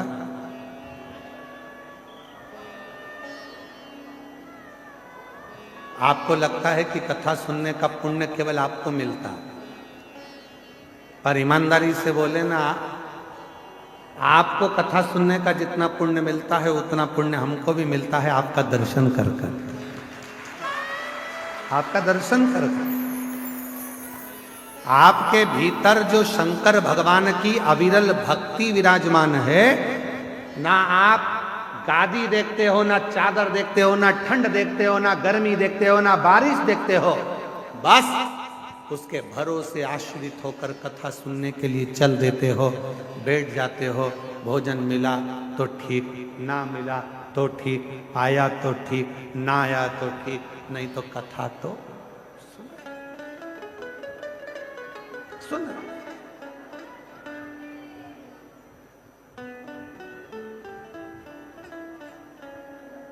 बाबा जी, मुंबई में भीड़ ज्यादा हो गई थी कथा में, तो एक महिला का पत्र पड़ा था, उसका पति भी आया था साथ में, उसके लड़के का कोई जॉब लगा होगा, और 5 दिन की कथा थी। भीड़ ज्यादा हो गई और वो दोनों जब मंच पर आए तो उन्होंने कहा, गुरुजी हम बेलपत्र कल ले लें तो? हमने पूछा क्यों? कहा हम 4 दिन से नहाए नहीं। तो हमने पूछा क्यों?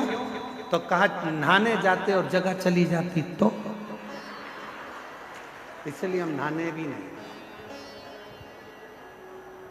हमने कहा ये बेलपत्र तुम साथ में रखो, बिना नहाए भी पवित्र हो, दिल साफ हो, जाओ ले जाओ इस बेलपत्र। जगह संभालना है, हमें कथा श्रवण करना है। कथा कल हमारे बाबा जी कर रहे थे, रमणी कुटी वाले महाराज जी, कल बाबा जी कर रहे थे, 3 दिन पहले से श्री शिवाय नमस्तुभ्यम चालू हो गया है। 3 दिन पहले से लोग यहाँ वहाँ जगह वगैरह संभालने के लिए चालू हो गए और लोगों ने अपना अपना स्थान संभालना प्रारंभ कर दिया था कि कथा होगी, मिलेगी, आनंद से कथा सुनना है, श्रवण करना है। बाबा जी, हमने कथा की शुरू में आपके लिए एक बात कही कि कोई VIP पास नहीं, क्योंकि भक्त से बड़ा दुनिया में कोई VIP हो भी नहीं सकता। भक्त ये आपकी सरलता, आपकी साधता। सर आ जाओ, सरल।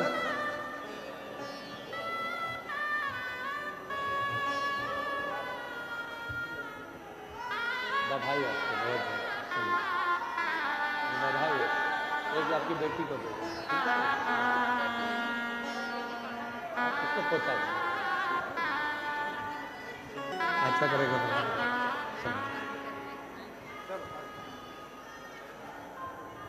जो दिल से मांगोगे वो दिल से दे देगा, जो दिल से मांगोगे वो दिल से दे देगा।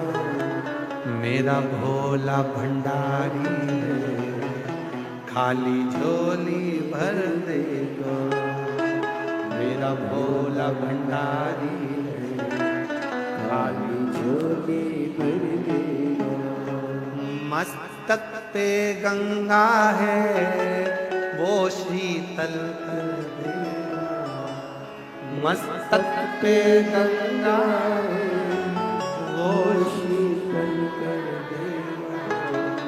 मेरा भोला भंडारी है, खाली झोली भर देगा।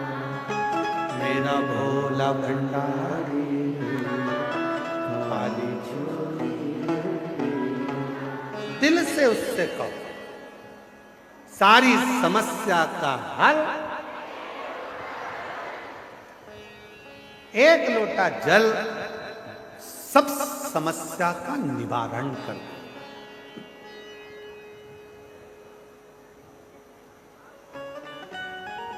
और वो लोटा ही सबसे भारी है।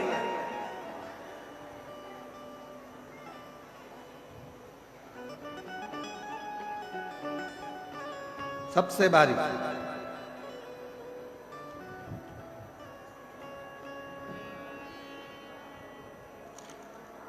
महाराज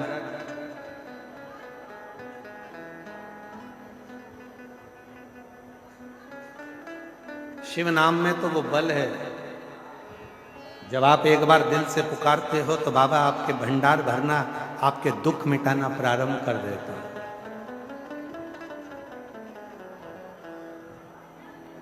एक बहुत सुंदर प्रसंग है। एक बिरजा नाम का सेठ था और एक बिरजा नाम का सेठ, उसके शरीर में एक रोग हो गया। वो रोग मिट नहीं रहा। बहुत बहुत उसने दवाइयां ली, औषधि ली, पर शरीर का रोग मिटता ही नहीं। कभी कभी ऐसा रोग लग जाता है जो रोग समाप्त ही नहीं होता।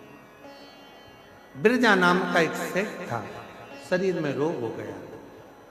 कभी कभी ऐसा रोग लग, एक बेटी ने लिखा है कि मेरे शरीर में एक ऐसा रोग हो गया था कि मैंने डॉक्टरों के सामने, बड़े बड़े डॉक्टर से भी कह दिया था ये रोग अगर समाप्त नहीं हो रहा तो मुझे एक इंजेक्शन ऐसा लगा दो कि मैं मर जाऊं। क्या करूं ऐसे रोग में जिस शरीर में से पूरा शरीर की खाल निकल रही है, जलन कर रहा है, हाथ पैर पूरे बेकार होने लगे। फोटो भेजा उसने, फोटो भेजा। ऐसा एक रोग हो गया। जब मेरा रोग थोड़ा थोड़ा ठीक हुआ उस समय का थोड़ा सा फोटो लगा रही है। एक ऐसा रोग हो गया जिस रोग के कारण मैं खुद परेशान। नाम है, मेरा नाम काजल, पति का नाम ठाकुर जयवीर सिंह। हमारा मोबाइल नंबर ये। काजल जी कहीं बैठी हो? आप ही हैं? एक बार ऐसे हाथ हिला दो, आ जाइए एक बेलपत्र लेकर। 2020 में एक रोग लग गया हाथ पैरों में। मैं फोटो लगा रही हूं, इतनी टूट गई अंदर से कि डॉक्टर से कह दिया कि अब या तो ये रोग ठीक हो जाए। दवाइयां लगवाती, इलाज करवाती, पर मेरे हाथ और पांव दोनों ही खराब हो गए। गुरुदेव, तब मैंने डॉक्टर से कहा, डॉक्टर साहब अगर रोग नहीं मिट रहा तो मेरे दोनों हाथ और पैर काट दो या तो। दोनों कटवा दो या इंजेक्शन लगवा दो जिसमें कोई जहर मिला हो जिससे मैं मर जाऊं। अब मुझसे ये सहन नहीं। हाथ बेकार, पांव बेकार होने लगे। तब 2020 में रोग हुआ, 2024 तक इलाज करवाया। 2024 में मेरी दीदी से मुलाकात हुई। तब वो एक दीदी ने मुझसे कहा कि तू शंकर जी के मंदिर में जाकर 1 लोटा जल चढ़ाना प्रारंभ कर, मंदिर में जाया कर और वो जल हाथ पैरों में लगाया कर। मैं जल को पांव में कैसे लगाऊं?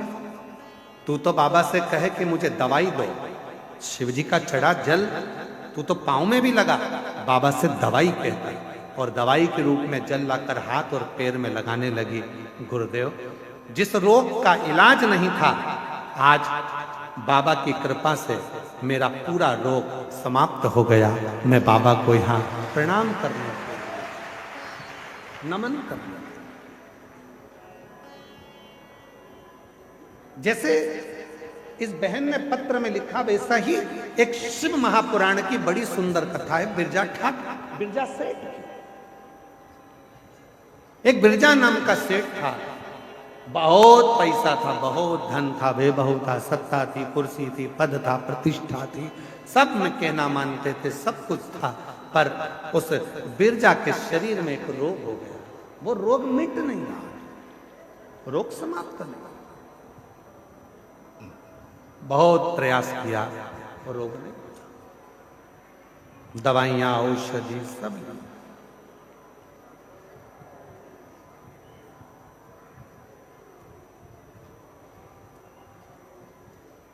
अब बिरजा हमेशा अपने धन के नशे में रहता। उसको इतनी समझ नहीं आती थी कि मसान, मुकाम और भगवान, ये तीन हर व्यक्ति का एक ही होता है। मकान अलग हो सकते हैं, बंगले अलग हो सकते हैं, कोई झोपड़े में रह सकता है, कोई महल में रह सकता है, पर आखिरी का मुकाम जाना एक ही जगह पर है। तो वो मुकाम भी एक है, मसान भी एक है और वो भगवान भी एक है। उसमें कोई झगड़ा, वो एक।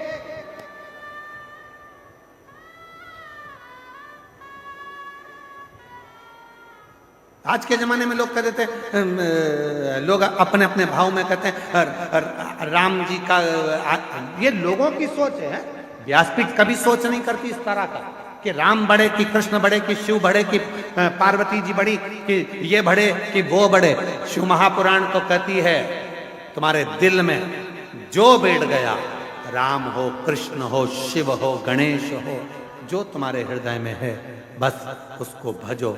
ये ऊंचा नीचा करना बंद कर दो कि ये बड़ा कि वो छोटा, वो बड़ा वो छोटा ना।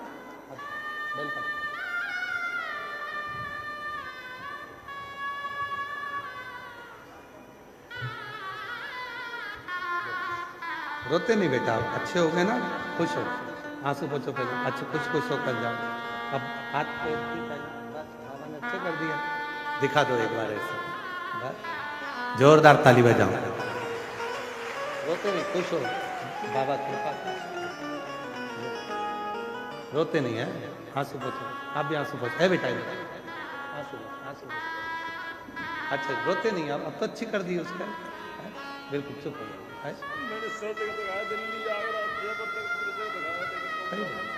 बेटा बोल रहा है मैंने दिल्ली, आगरा, मुंबई, जयपुर, ऐसा कोई डॉक्टर नहीं छोड़ा जिसको मैंने ना दिखाया हो। मेरी पत्नी को हाथ और पैर दोनों बेकार होने लगे थे और 3-4 साल तक हालत खराब होती गई। आज बाबा ने आंसू पोछ, आंसू पोछ, आंसू पोछ। अच्छा खुश हो गए, अब तो ठीक हो गए, खुश खुश बेटा, आंसू पोछ के खुश हो गए। मेरा तू ही तो हमदर्द जिसे हर दर्द कहता मेरा तू ही तो हमदर्द जिसे हर दर्द कहता दुनिया के आगे प्रभु चुप चुपचाप रहता हूँ। मेरा तू ही तो हमदर्द है, जिसे हर दर्द कहता हूँ। बिरजा सेठ शरीर में लग गया रोग, धन था, वैभव था, सत्ता थी, सब कुछ था, पर शरीर का रोग नहीं छूटा। व्यक्ति समझता नहीं है, वो सोचता मकान, दुकान, बंगला, जमीन, जायदाद, गाड़ी, महल, यही मुकाम है। नहीं, जन्म लेने वाले व्यक्ति की 3 चीजें एक जैसी होती है। पहले नंबर पर मकान अलग हो सकते हैं पर मसान एक ही होगा। इंसान अलग हो सकते हैं पर भगवान एक ही होगा। मंजिलें अलग हो सकती है पर मुकाम एक ही होगा। जन्म लेने वाले व्यक्ति का मसान, मुकाम और भगवान एक ही होता। भले जिंदगी भर लड़ता रहे, नहीं ये धर्म, वो धर्म, वो व्यक्ति, लड़ते रहो। गुलाब जामुन खाओगे तो भी पेट में जाएगा, जलेबी खाओगे तो भी पेट में जाएगा, और बालूशाही खाओगे तो भी पेट में जाएगा। उसी तरह चाहे राम कहो, चाहे कृष्ण कहो, चाहे शिव कहो, चाहे देवी कहो, आखिरी में जाना उस परमात्मा के पास ही है, उसका ही भजन जाना भाई। फिर भी हम भटक रहे हैं। कोई आकर कह देता है अभी राम जी का क्रेज ज्यादा है कि शिव जी का क्रेज ज्यादा है कि कृष्ण जी का क्रेज। ना, तुम्हारा क्रेज हो सकता है पर भगवान का नहीं। भगवान तो भगवान है।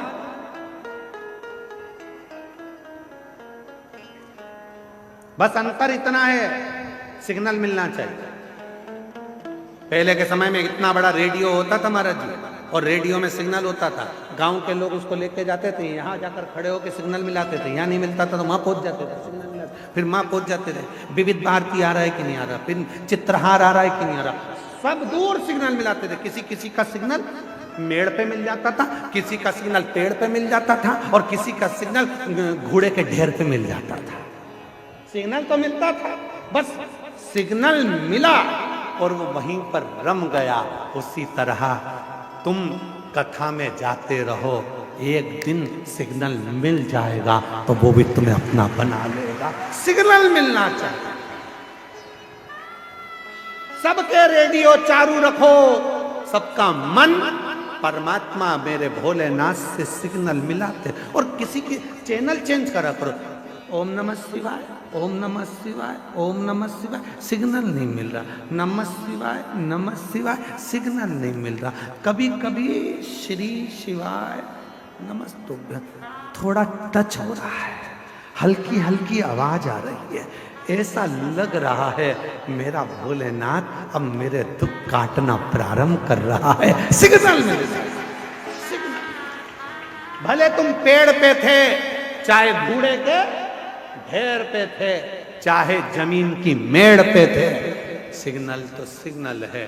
तुम कहीं पर भी रहो, मेरा शंकर तुम्हें ढूंढ कर तुम्हें एक दिन राज सत्ता में, आनंद में, सुख में, प्रसन्नता में बिठा कर ही रहेगा। वो सिग्नल।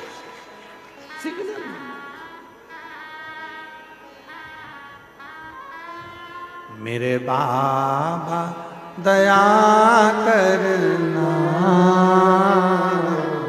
मैं तेरे भरोसे भोले बाबा दया करना, तेरे भरोसे। सिग्नल मिलाना है। बिरजा नाम का सेठ सिग्नल नहीं मिला पा रहा था।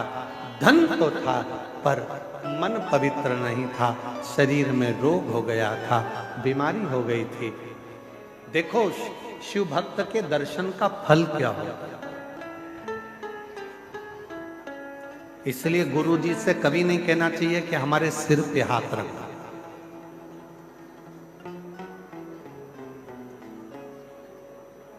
गुरु जी से तो कहो बस एक बार देख लो और हमारी जिंदगी को सुधार लो।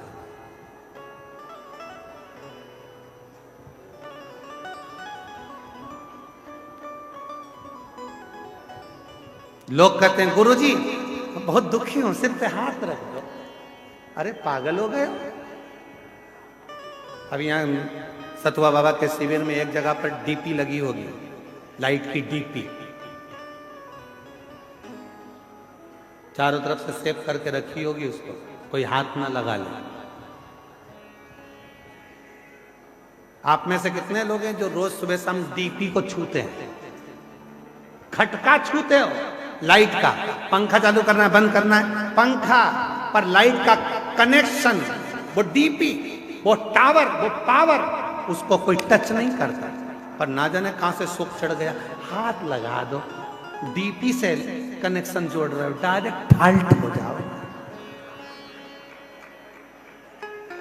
सिर पे हाथ रख दो, बाबा जी हमारा कल्याण हो जाएगा। बाबा जी बोले दूर रे, डीपी से दूर, बल्ब शार्ट हो जाएगा, पंखा शार्ट हो जाएगा, दूर। पर ना जाने कौन सा शोक चढ़ा है, हाथ रख दो। और बाबा उन भी ऐसे हो गए, आजा बेटा, आजा आजा, और सिर पे हाथ रख, ना ना चलो दूर हटो, दूर हटो, चलो। इसलिए हमने तुमसे एक रिश्ता बनाया, बहन और जीजा जी का रिश्ता। ये मेरी जीजी, तुम मेरे जीजा। दोनों रिश्ते ऐसे हैं कि दोनों में तुम हमारे पांव नहीं पड़ोगे, हम तुम्हारे पड़ेंगे। दोनों रिश्ते ऐसे, तुम हमारे पांव मत पड़ना, हम तुम्हारे पड़ेंगे। जीजी की शादी करेंगे तो जीजी के भी पड़ेंगे और जीजा के भी पड़ेंगे। और जिस दिन जीजा ने हरकत करी तो सिर भी पड़ सकते हैं पांव की जगह। ये तो रिश्ता हम निभाएं तुमसे, तुम मत पांव पड़ो, थोड़ा दूर रहो, लाइट कनेक्शन से थोड़ी दूरी बनाओ। पहले के संत साधु गुरुजन तपस्वी जन साधक उपासक थोड़ी दूरी बनाते थे, भैया मेरे को छूना नहीं, है भैया पाँव मत पड़ना, है भैया नमन करो, दूर से करो, छूना नहीं, हम डीपी के कनेक्शन के पास मत। इसलिए कोई सदगुरु, कोई शंकर का भक्त, कोई शिव का परम उपासक जब तुम्हें मिले तो उससे कहना, बस एक नजर कृपा की कर दो भोले भंडारी, निर्धन की झोली भर दो भोले भंडारी। केवल एक बार देख लो बाबा, उतने में मेरा दुख कटना प्रारंभ हो जाएगा। मुझे हाथ नहीं रखवाना, केवल देख, केवल केवल ये तुम्हारे बीच में तुम लोग जम जम के चिल्लाते हो ना, नई नई डिजाइन में, हार हार, हमें सब मालूम है तुम क्यों चिल्लाते हो कि एक बार देखे तो, एक बार देखे तो। बहुत चतुर हो तुम, ए उत्तर प्रदेश वालों, बहुत चतुर। और उत्तर प्रदेश वाले ही नहीं, हमने तो कहा है जितने शंकर जी के भक्त हैं महाचतुर होते हैं, बहुत चतुर। एक लोटा जल, सारी समस्या का हल। ये किसी से माथा भिड़ाते ही नहीं है, ये ज्यादा माथा भिड़ाने का काम इनके पास है ही नहीं। ये तो अपनी मस्ती में जीते हैं, अलमस्त रहते हैं, भगवत भजन करते हैं, एक लोटा जल चढ़ा के शंकर के मंदिर में झाड़ू पोछा करते हैं और अपनी जिंदगी को मस्त जीते हैं। बिरजा सेठ, शरीर का रोग नहीं गया, बीमारी नहीं गई, बड़े दुखी हो गया बिरजा सेठ, बहुत तकलीफ में हो गया। तब जा रहा था, वहीं से एक शिव भक्त निकल कर आ रहा, शिव भक्त।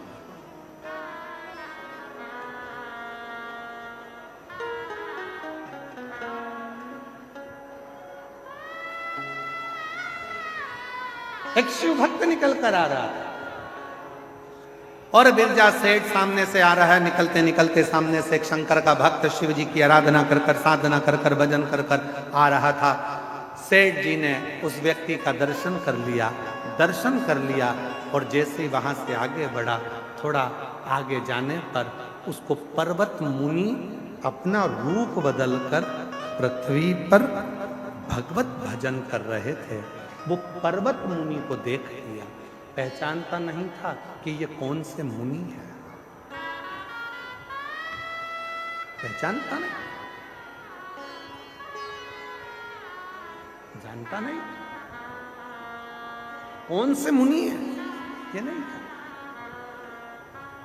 पर्वत मुनि को देखा, ना नाम जानता था ना स्वरूप जानता था, केवल मुनि के वेश में थे। जाकर प्रार्थना करी, बाबा देखो शिव भक्त का दर्शन हुआ तो पर्वत मुनि मिल गए। पर्वत मुनि के पास जाकर बोला, बाबा जी मेरे शरीर में एक रोग हो गया है, मेरी बीमारी खत्म नहीं हो रही है, बाबा जी कुछ करुणा कर दीजिए। पर्वत मुनि ने कहा, भैया शंकर जी के एक परम भक्त हैं जिनका नाम है तुमरुका जी। शिव जी के परम भक्त हैं तुमरुका, शंकर जी के एक परम भक्त हैं तुमरुका जी। वो तुमरुका जी तुझे अगर मिल जाए तो तू उनके चरण पकड़ना, प्रणाम करना, विनय करना, वो तेरा दुख मिटा दे। सुना, सुनते से बिरजा सेठ ने तुमरुका जी को ढूंढने का प्रयास किया, पर तुमरुका जी तो कहाँ मिलते हैं। तुमरुका जी के मिलने का 3 स्थान बताए। पहले नंबर पर जहाँ शिव नाम की चर्चा होती हो, शंकर की कथा होती हो, शंकर का भक्त होता हो, शिव का उपासक होता हो, शंकर भगवान का गुणगान हो रहा हो, तुमरुका जी वहाँ जल्दी मिलते हैं। दूसरे नंबर पर जहाँ बेलपत्र का वृक्ष हो, शमी का वृक्ष हो, आंवले का वृक्ष हो, बट वृक्ष हो, या शिव जी के प्रिय वृक्षों का आनंद जहाँ पर हो, उस स्थान पर तुमरुका जी जल्दी मिलते हैं।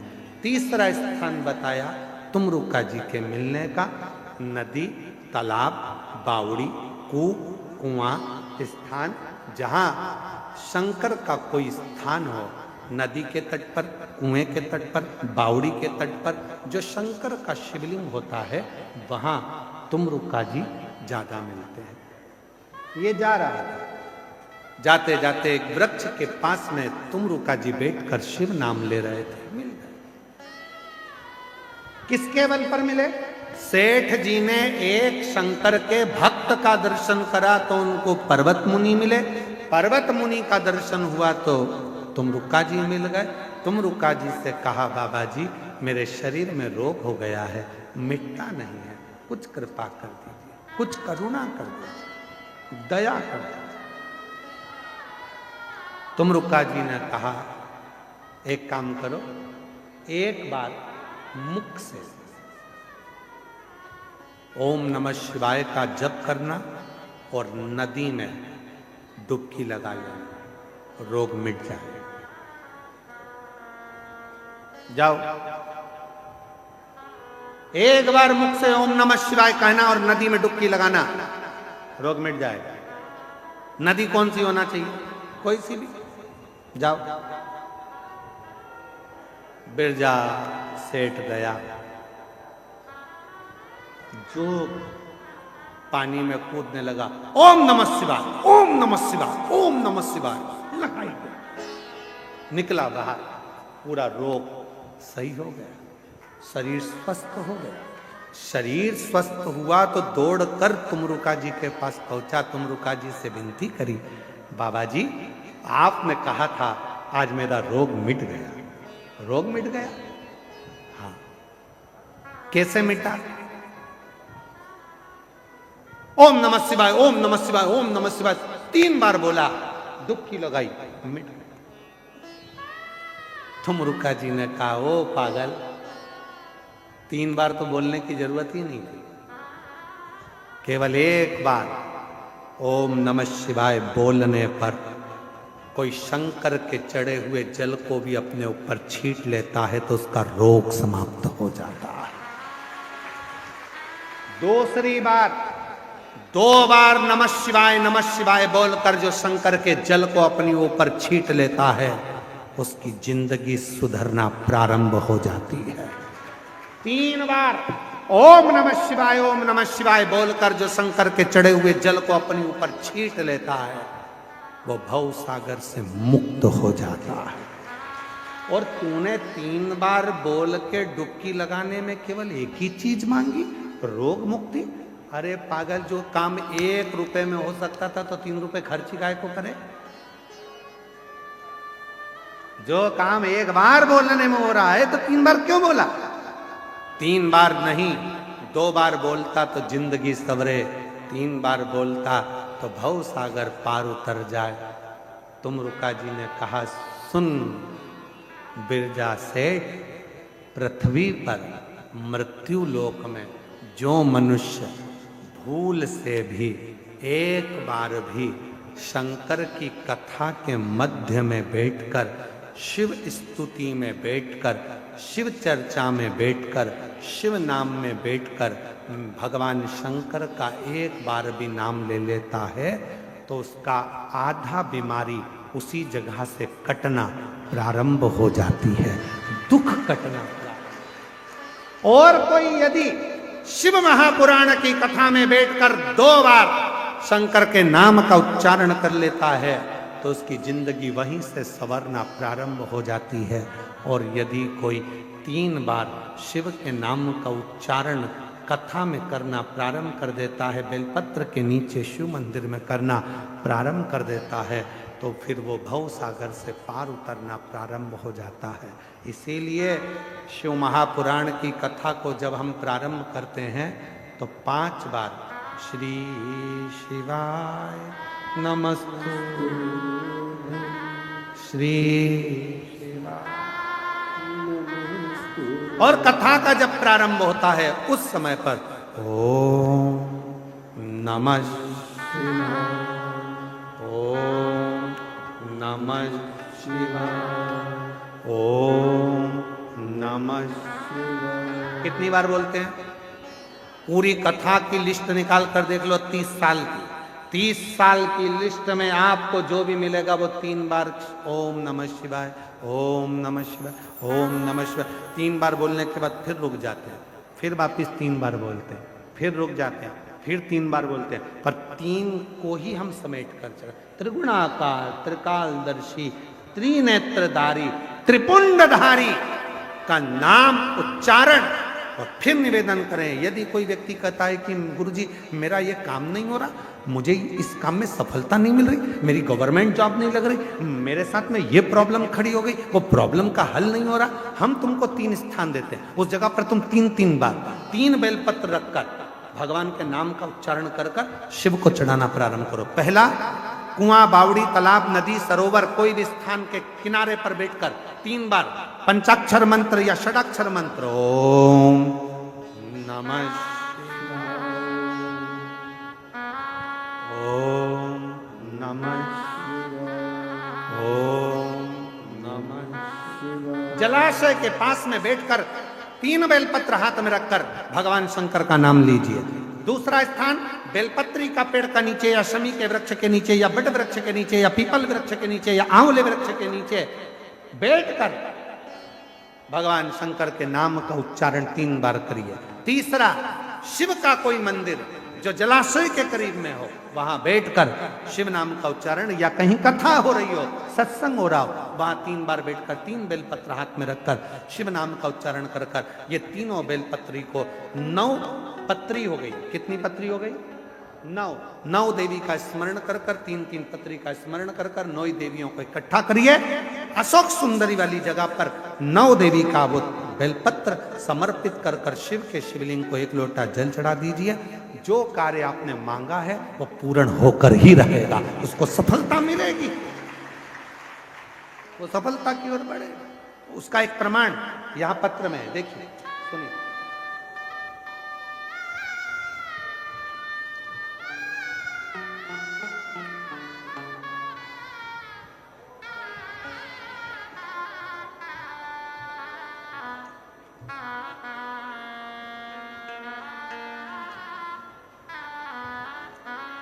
मेरा नाम राधिका दुबे है, मेरे पति का नाम ऋषिकेश दुबे है। मेरा मोबाइल नंबर ये है, मेरा जिला, मैं जिला प्रतापगढ़ की रहने वाली हूँ। पता हरिनाहपुर, क्या लिखा है पढ़ो जरा, हरिनाहपुर की निवासी है। गुरुजी कहीं बैठी हैं? अच्छा आप ही हैं, आ जाओ आ जाओ, एक बेलपत्र लेकर जाइए। हरिनाहपुर की निवासी हूँ। एक लोटे जल का मैं वर्णन करूं, 2 वर्ष से आपकी कथा सुन रही हूं, मंदिर जाती हूं, झाड़ू पोछा भी करती हूं, झाड़ू पोछा भी करती हूं, और मेरे ऊपर बहुत ज्यादा कर्जा हो गया था गुरुदेव। ये कर्जा बढ़ते बढ़ते 4,22,000 का हो गया, और बढ़ा, फिर और बढ़ा, कम नहीं। तब आप 3 स्थान पर जप करने का बोलते हो, वो 3 स्थान का जप मैंने करना प्रारंभ करा, और रात्रि को 11 से 12 के बीच का जो आपका उपाय था बेलपत्र का, वो मैंने करा, और बाबा की कृपा से आज पूरे कर्जे से मैं मुक्त हो गई। मैं बाबा को यहाँ प्रणाम करने के लिए, शिव को एक पत्र और आया, देखिए अच्छा सुंदर पत्र।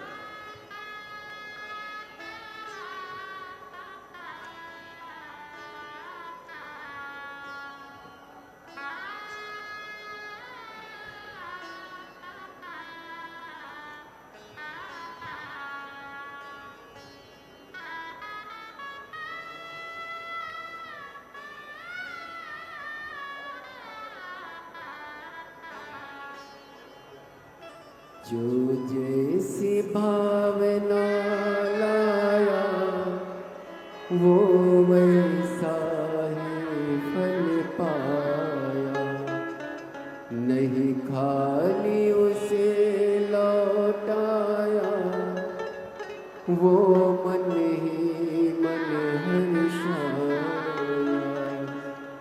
कर दिया माला माल का। मेरा नाम गिरीश सिंह है, मैं वाराणसी की रहने वाली हूँ। कहीं बैठी हो गिरीश सिंह, मैं वाराणसी से हूँ, कहीं बैठी हो तो हाथ हिला सकते हैं।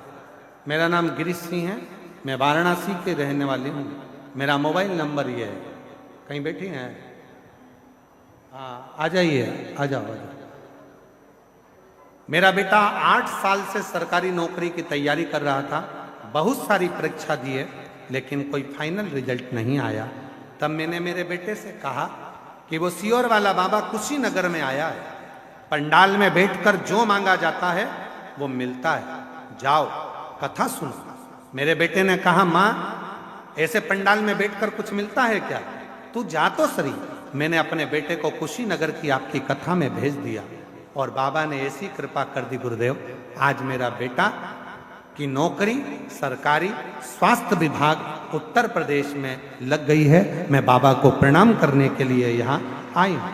एक पत्र और है, मेरा नाम राधा, पति का नाम जयवीर सिंह है, मैं उत्तर प्रदेश के बदायूं जिले की रहने वाली हूँ। कहीं बैठी हो तो हाथ हिला सकते हैं।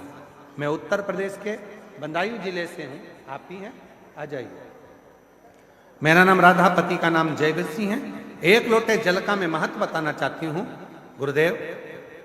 मेरा छोटा बेटा सरकारी नौकरी की तैयारी कर रहा था, पर 1-2 नंबर से रह जाता था। तब मेरी माँ ने बताया कि शिव जी पे 1 लोटा जल चढ़ा और मेहनत को 4 गुना था। मेरा बेटा सीहोर गया, वहां पर कावड़ भरी, और बाबा की ऐसी कृपा हुई गुरुदेव कि आज मेरे बेटे का सिलेक्शन पुलिस में हो गया। मैं धन्यवाद देने के लिए यहाँ पर बाबा को प्रणाम करने के लिए आई हूं।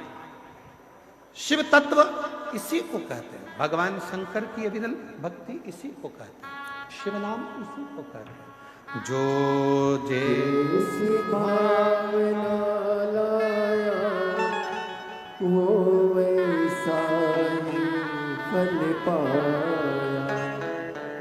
नहीं खाली उसे लौटाया, वो मन ही मन हर्षाया, और कर दिया माला माल का वाले लुटा दिया भंडार काशीवाणी। शिव भक्ति का एक फल, कितना भी तकलीफ है, रोग है, बीमारी है, कष्ट है, काम अटक रहा है, परेशान हो, 3 स्थान पर 3-3 बेलपत्र हाथ में रखकर जप कर 3 बार 9 बेलपत्र एकाग्रित कर शुभ सुंदरी पे चढ़ाओ, मां आद्य शक्ति 9 देवियों का स्मरण करो, शिव को जल चढ़ाओ, बाबा देव अधिदेव महादेव कार्य को सफल कर कर ही रहे। सफलता मिलेगी, वो कार्य पूर्ण जो शिव भक्त। देवराज नाम का ब्राह्मण जो कभी शिव मंदिर नहीं गया, पर उसकी माता शंकर के मंदिर जाती थी, उसका फल देवराज को मिला। चोरी का धन लेकर गया, शिव जी के सामने शंकर के मंदिर में पहुंच गया। बाबा ने करुणा करी, जब प्राण छूटे शिव धाम चले गया। एक बिंदुक नाम का ब्राह्मण जिसकी धर्म पत्नी का नाम चंचुला थी। चंचुल हमारा एक निवेदन पूर्व में भी रहा है और इस कथा के पंडाल में आज फिर निवेदन कर रहे हैं। कृपया अंदर प्रांगण में सामान बेचने वाले बिल्कुल ना आए, आप लोगों से करबद्ध निवेदन है। सामान बेचने वाले कोई भी आप लोग इस प्रांगण में मंदिर के इस कथा के मंडप में या कथा के पंडाल में ना, इसका ध्यान रखें। आप लोगों को जो भी बेचना है आप बाहर जाकर बेचें, पर जो कथा सुनने वाले हैं उनके बीच में जाकर कोई सामान ना बेचें, इसका ध्यान रखें।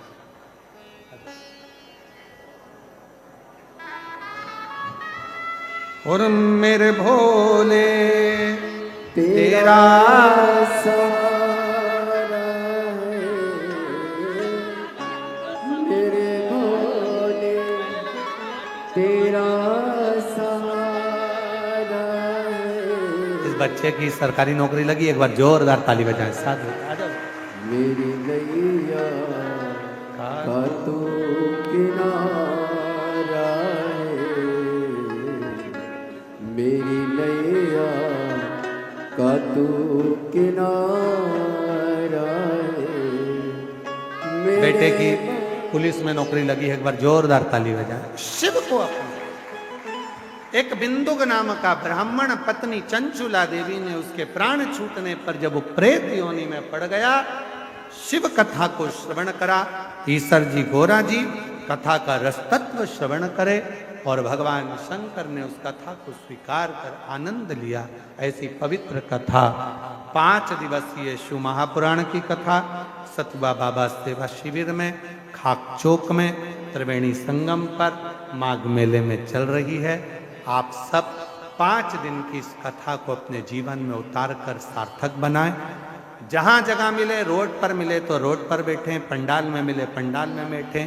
सावधानी से अपने सामान की सेफ्टी रखें, चेन, अंगूठी, मोबाइल, पर्स का ध्यान रखें। बच्चों का, बुजुर्गों का ध्यान रखें। जो प्रयागराज में रहने वाले व्यक्ति हैं, अपनी अपनी गाड़ी से जब जाओ तो धीरे धीरे जाओ, आराम से जाओ। और आरती होने के बाद भूमि की रज को अपने मस्तक पर, हृदय पर अवश्य लगाएं। आरती का क्रम प्रारंभ होगा। मैं आशीष जी आरती के नाम का उच्चारण करेंगे और आरती के बाद सभी लोग अपने अपने गंतव्य की ओर कथा का लाभ लेंगे, अपने जीवन को धन्य